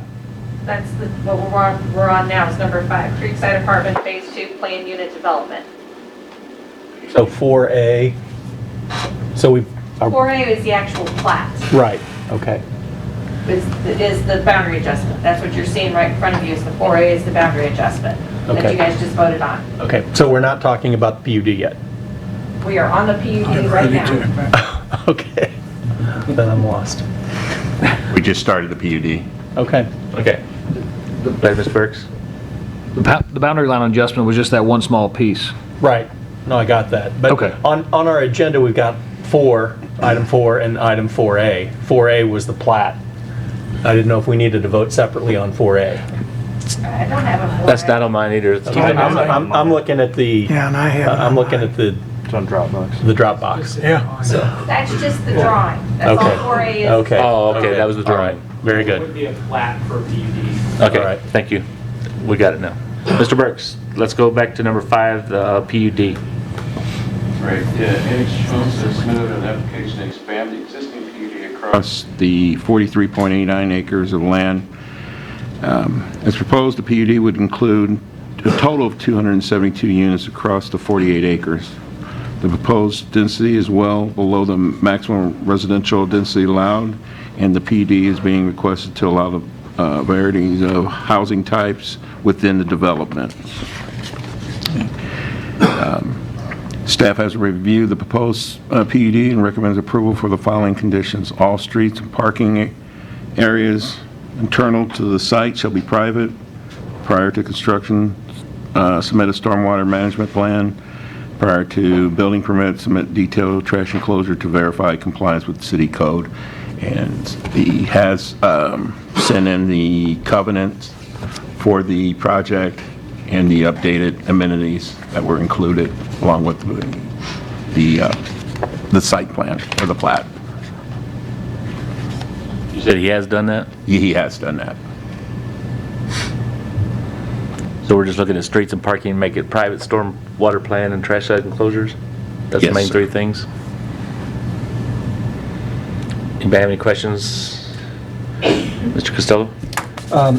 I noticed in some of the accompanying material, it mentions Creekside Meadows. Creekside Meadows will come up on a separate consideration at a separate meeting, correct? Yes, that's this. Is it That's Creekside? single family. Single family to the north. Right. There was just a summary of the total number of living units for Creekside, and then Woodland Meadows is listed, but Woodland Meadows is not part of this right now. No, it's not. Okay. That would be in the northern portion for the single family, Okay. which But is not no part of included. that is, no But part yeah. of that is on the agenda tonight. No, it hasn't been submitted yet. Okay. So one of the things that, when we talked about the previous issue and amenities, I think our engineer articulated pretty well that the green space is is a significantly higher amount on this development. The one thing I noticed is that on the north end of this development, and the northeast end, save for the dog park at the far east side, there are no recreation spaces as far as playgrounds or anything of that nature in. There's a proposed. Yeah, there's gonna be a soccer area here.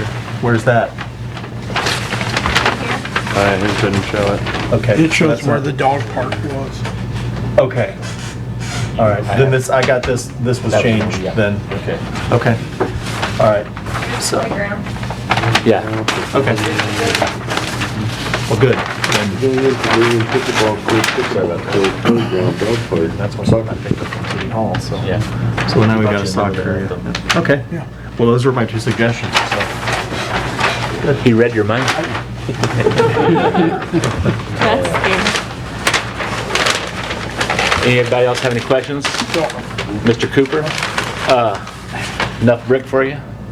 Yeah, not great. I noticed you were I knew you were nodding down there. I saw you nodding when he was showing those pictures. Does look good though, doesn't it, there? I'd still like something to be done with the roads going in and out of lanes or. These have a separate entrance, or is it part of the original? Part of the original.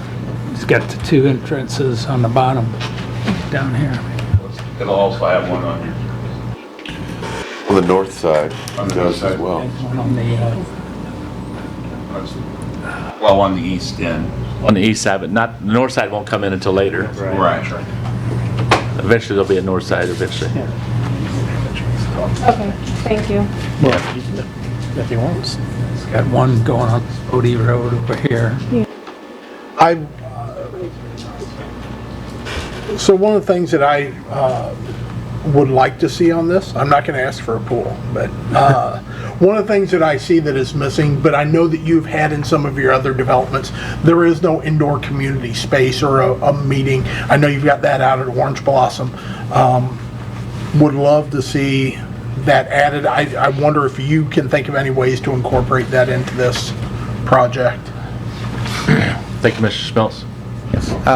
Ed Schmeltz, developer on the project. So I figured that was going to get brought up after the first meeting. To be honest, I've tried those in what we call an all-ages subdivision 2 times before, and neither of them, both of them have been turned into storage facilities.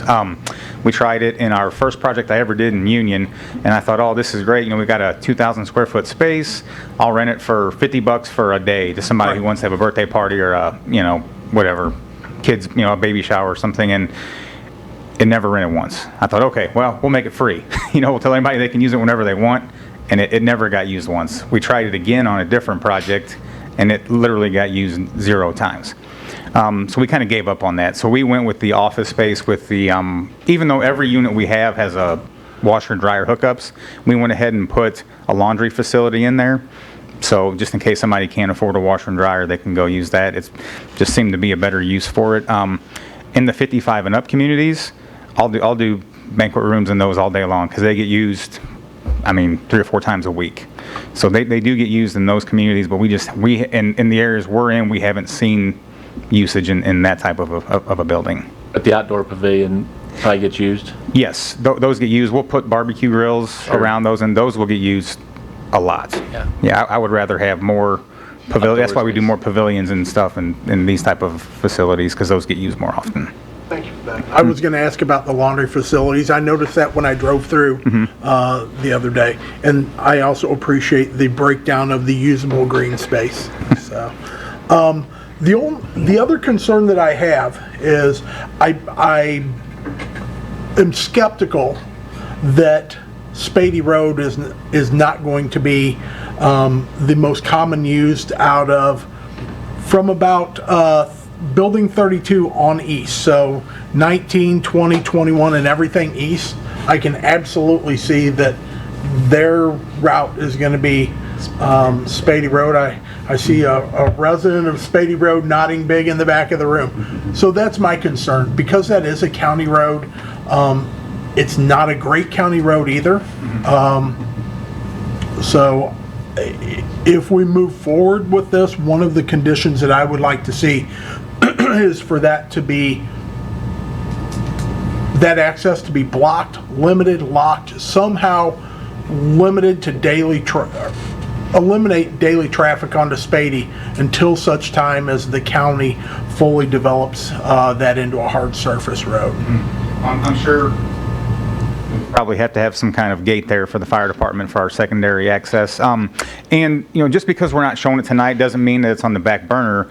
Keep in mind that the single-family aspect of this was rezoned at the last meeting. So that this is happening all at once. You know, we're not going to spend 3 years developing this and then start the single-family. It's going to be all at once. So we do intend, I think I put it on my timeline, within I don't know what that said, maybe a year and a half, that road would be out to AA. I thought that was one of the conditions, was that the roads would be developed all at once. We weren't going to wait until we developed the apartments and then that the roads were all going to go up all at once, if I recall that. I think it was a year and a half time frame, if I'm not mistaken. Time frame was, but we only approved the rezone of that northern part. Microphone. Yeah, but what was the time that he said he'd have it built by? Have the road in. A year and a half. Yeah. He said he'd complete the road. Right. Not building out the homes. I understand that may take some more time, but put that infrastructure in, because that was a concern. Well, the county's been doing a decent job of paving those outer roads down, and they're very nice. I mean, I ride my motorcycle on those roads a lot, so I'm sure that Spady Road will get done pretty quickly here. I don't know if it's anywhere on their agenda. Have you spoken with the county? We have not. Okay, so you got approval for it. You got approval to access. Right. Yes. Yeah. Yeah, we showed them the plan and asked for permission to access the road. They gave us permission, basically, to move forward with the development. Right. So we have been in But- contact. And they're aware of that, so they know that this is a need as well. Not that it's ever been I don't know that there's ever been a situation where the city approved something and the county residents were upset because it dumped out onto a county road. That may have happened once or twice before, but I just don't want to see that become an issue with the degradation of Spady Road. Duly noted. Anybody else have any questions or comments? All right, so we're on number 5, entertain a motion. Thank you. I'll entertain a motion that we accept the number 5 as, why do you want me to put this? What? So it'd be number With, 5, Creekside number 5, Apartments, yeah. street- PUD. Creekside Apartment, PUD, and we want streets, picnic, Parking private. parking and private, and Stormwater plan. stormwater plan, and Trash enclosure. trash enclosure. And limited access to Spady Road is a condition that I would like to see on that until it's fully developed by the county into a hard surface. Does anybody else have any I comment? do think the point that Mr. Schmelz raised, though, that the fire and emergency services would need to be able to reach that access point in the event that for some other reason the other routes in and out were blocked. Sure. So if that's going to be a condition, there's got to be some means of giving fire and ambulance a way in. Sure. And I can tell you that there have been communities where they've got gates and they have to let the fire department in, and sometimes things burn longer than they should when that happens. There are certain gate accesses, audio activated gate access. There's ways to accomplish. Mr. Schmelz, you got the floor. This is very similar to Orange Blossom. You know, we had over Exactly, 100 same units. situation. Right, so we could not get a secondary access, usable secondary access. So we worked with the fair board, fairgrounds, I should say, and they gave us a temporary access in there. So basically, we haven't constructed the gate yet, and I'm glad we didn't since we bought we got the other ground. We would have had to move it. So, but when we're done with this phase, we'll have a gate with a Knox box on it that the fire department or EMS can access in the case of emergency. And we could do the same thing on Spady Road up until the road is paved. I don't have a problem with that at all. That's not. Mr. Detterman, you had a question or comment? Just that, like I said, that's the plan we have working out with Right. Orange Blossom, so. Yes. You're okay with that then? Yeah. All right, very good. Do we ever open it up for public comment on this? Or do we need to? We can set the public hearing. I mean, that will cover his issue that you had. Don't you think? I would think.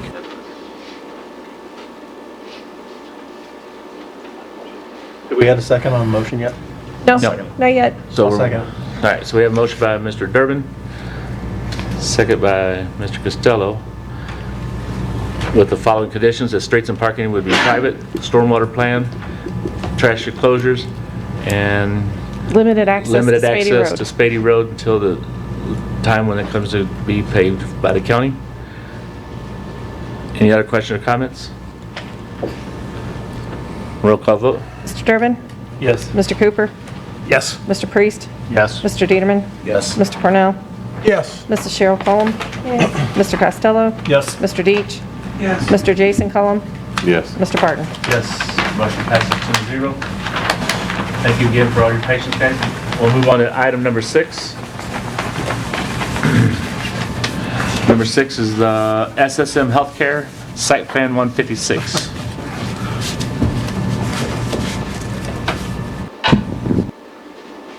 Mr. Burks? Site plan SP 156.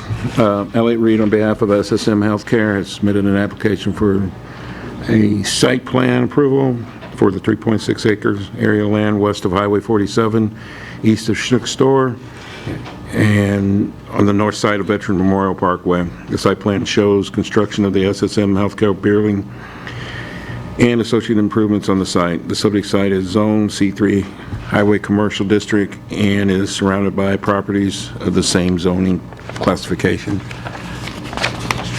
Do you guys want me to read through the whole thing again?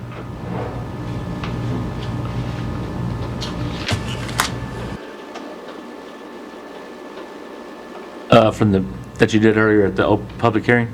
Yes. No, I don't think that's necessary. Okay. But, because I'm sure people have questions that they might want to ask at this point. Okay. I think the developer's here or the architect is here. Not you, Brandon? Yeah,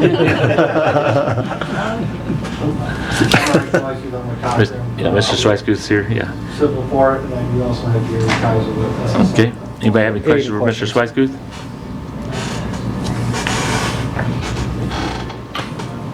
I just wanted to validate, so this one is going up, the one that's currently on the corner of 70 and 47, is that what this is replacing? This is a new development. This is the outlot across from the detention basin, across from Schnucks. No, I'm talking about for the new SSM building. Is it taking the place of the one that's currently? Oh, yeah. Like, is it in addition to, or is it? I'll let him answer that. Okay. Can you state your name, sir? It's Jerry Kaiser Thank you, with Mr. SSM Kaiser. Health. Right. So what we're doing is consolidating some of the services that exist already and expanding. This building will have physical therapy on the northern side, a physical therapy gym, and physical therapy SSM practice that I think is west of town, and then some primary and specialty care in the southern portion. So it's really consolidating some of the practices that we have here into a building that we now own. Well, we will own. And we're also allowing for some expansion in the future to bring as growth. Sounds like there's going to be a lot of growth in the community. So. That seems to be the topic, so that's why I was asking to see if it was just a movement of what services are already here with SSM or growing the services that are. Well, it's both. It's really taking the services that are in the community today, putting them in, as I said, a building that we will own, and allowing for expansion of those services. Thank you. Is there a current facility like this in Wentzville? Yes, if you know, I'm not sure that street, is it Wentzville Parkway, I think? Wentzville Parkway and Meyer Yeah, so Road? there's one right down, we have a hospital there, the behavioral health hospital is there, and just down the street is a building very similar. Very good, I'm familiar. One of my questions would be, so we've got the access, just like Schnucks, right, off of 47 there between Walgreens and Taco Bell, and then over off of the Schnucks parking lot, off of the AutoZone parking lot. Who is responsible for the maintenance of the roadway, particularly there between Taco Bell and Walgreens is a little bit sometimes.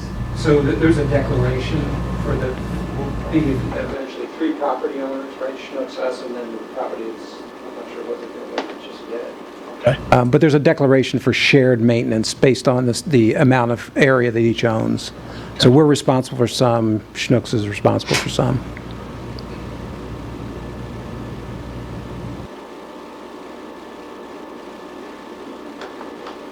That includes maintenance on that shared responsibility? Maintenance of the road? Yeah. Yes.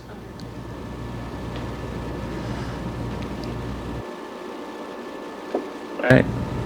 Any questions? Anyone else have any questions for Mr. Kaiser or Mr. Schweiskuth? No, we'll entertain a motion for item number 6. I'll make a motion to recommend approval of site plan SP 156 for SSM Health as submitted. Second. Conditions on there? I'm sorry? The conditions? Yes, with the condition regarding the lighting to be Not no causing glare. hindrance. Yeah.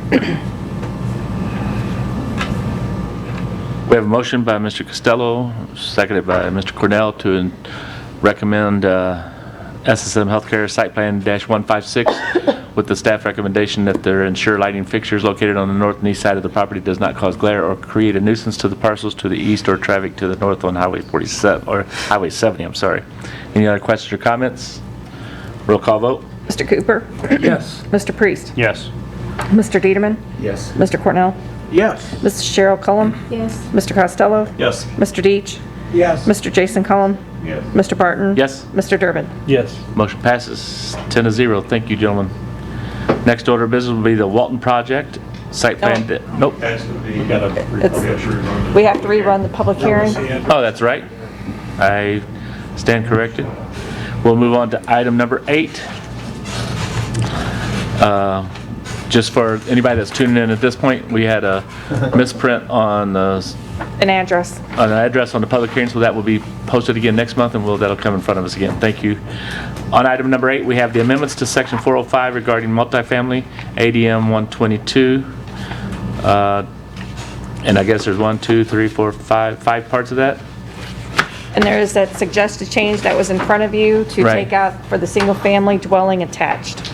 So, Mr. Graville, just to make sure that I'm capturing this right in my head, so we're voting on, but basically what we were discussing tonight with the PUDs and the variability on that is basically we're putting what we practiced in essence tonight into the regulations for cities. Accurate, but the regulations are already there. There's some enhancement, as you'll see, to kind of clean up our planned district. What we're really doing is making it not a permit anymore, it's a rezone. So the way a PUD is supposed to work is you rezone to this planned district, right? So you're not commercial anymore, you're planned district. You're not underlying R3. It'll actually make the process easier. For, like example, Creekside, they have to rezone to R3 and then get a conditional use permit for it. This will be a rezone to a planned district. There will be not a rezone to an underlining zoning district. There'll be a planned district. It'll be its own separate island of zoning. Are they limited to where they can try and rezone to a planned district? What? Just by acreage, it's a 3-acre minimum. The limitation will be based on what the future land use map says, right? You know, that will be what will be your guidepost and your comp plan, your future land use plan to say, look, this doesn't call out apartments here. We're not going to take it up, you know, here. So it's supposed to give you maximum flexibility, because you may have a project that comes in that you're like, well, this is a great project. We want a Gateway Studios down in Chesterfield Valley. You know, the 4-story tall building that they're building all the rock concert venues in. That came as a planned district because nobody would ever let, you know, in the valley build a 4-story building that's open air. But wow, this is a really cool project, really neat. We want to put that in there. That's how you're going to be able to have the flexibility to do something like that. So we're getting a 4-story concert venue? Yeah. Oh, yeah. I thought you meant here. Yeah. I said the valley. All right. I haven't been there, but I've had friends that's went. They've just broken ground and started constructing it. Yeah. But they got a couple other places like I know that. you're a big Taylor Swift fan, so. Yes.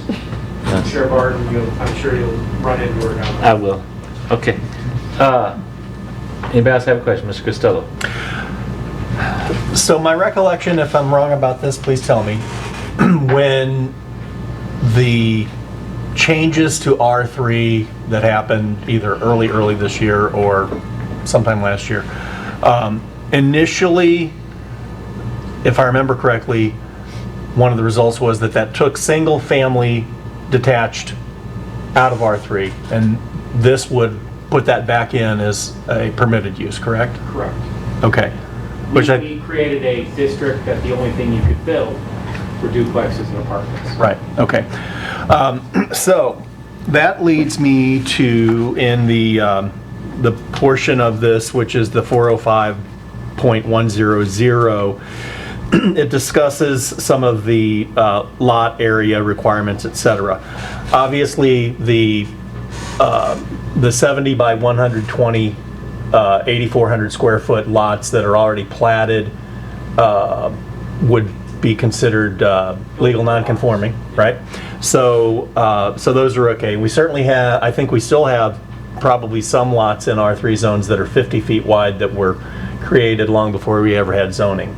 A few of So those. legally buildable lot if you can meet the setbacks. Okay, so that's my other concern is I think R3 used to have side setbacks of 5 feet, and then we took them up to 7 feet. Now it looks to me like we're taking this up to meet the R2 side setbacks that are 10 feet now. It's identical to R2. There is not going to be a distinguishable difference between R2 and R3. So for those lots that are 70 feet wide today, and some of which will have some unique characteristics to them,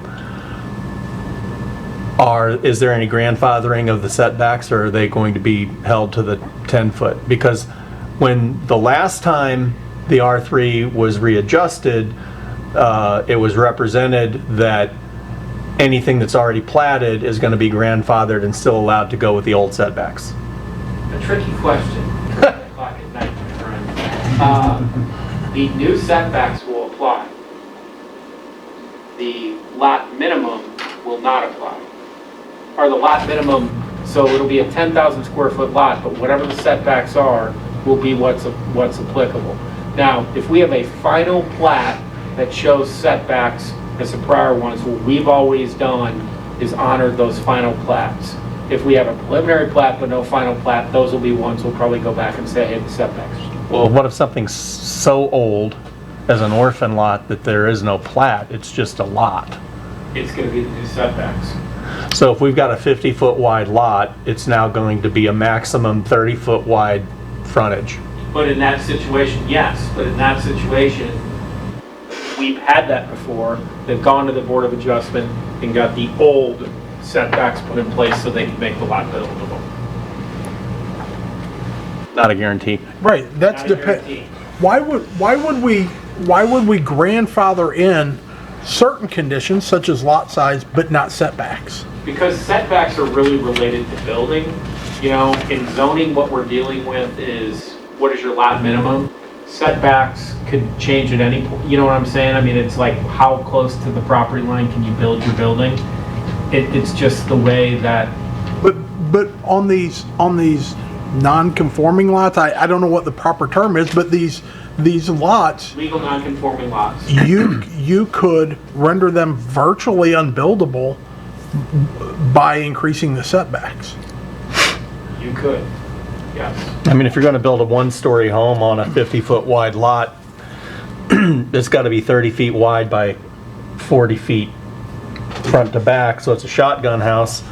I guess the front and side setbacks can probably be met in most cases. There are houses in London, for example, where they have very similar rules that are, you know, you can touch one arm to the. I know I'm going to get a comment later. Right, I bet you can't touch them. I can't walk right into that. Where you can touch both sides of the wall because they're so narrow, because you have to meet the setbacks. I will tell you though, we can create a fix for that if that's a concern. Before we create the fix, what I'd like to do, and I'm not going to commit for this for next meeting, I'd like to get an inventory of how many of those unbuilt sub-sized lots are, so that we can identify how much of an issue it is, and then we can do kind of like what we did with the orphan lots, where we can write a kind of a savings clause into the R3 that says any lot less than this size will have the setbacks from before. Well, can we then stay with the 7-foot setbacks until we do that? Absolutely, you can. You can make a motion to amend the proposed ordinance and, you know, preserve the 7-foot setbacks instead of the 10-foot setbacks. Absolutely, you can. All right. Well then, let me find this on the. So I'd like to make a motion that we recommend approval to amend to the amendment of section 405 for multifamily ADM 122 Appendix A. Do I need to read all these? The 405, 285, etc. Okay. So recommend approval with the condition or with the amendment that the side lot setbacks will remain at 7 feet for R3. Okay. Second. Motion by Mr. Costello, second by Mr. Cornell to approve the amendment 405 regarding multifamily ADM 122 with the addition of keeping the setbacks at 7 feet. Any other questions or comments? Roll call vote? Mr. Priest? Yes. Mr. Peterman? Yes. Mr. Cornell? Yes? Mrs. Cheryl Cullum? Yes. Mr. Costello? Yes. Mr. Deach? Yes. Mr. Jason Cullum? Yes. Mr. Barton? Yes. Mr. Durbin? Yes. Mr. Cooper? Yes. Motion passes 10-0. Before we turn it over to Mr. Deach, Mr. Burks, I know we have something for next month, but anything else? Have 5? We already have 5 plus the... You gonna get paid double time? Awesome. And I would like to thank Mr. Burks, Mr. Struckoff, Melody, and the rest of the city staff because they dug pretty hard to try to get some information that I asked for, and I do appreciate it. Oh, we're here for you, Scott. I read your mind. I hear Mr. Deach giggling, so that means he's awake. So, Mr. Deach, take it away. Would you like me to make? the I would love for you to make a adjourn? motion. You sure you want to adjourn? I do. So moved. Second? Second. All right. All in favor, say aye. Aye. All right. I think everybody seconded that, so just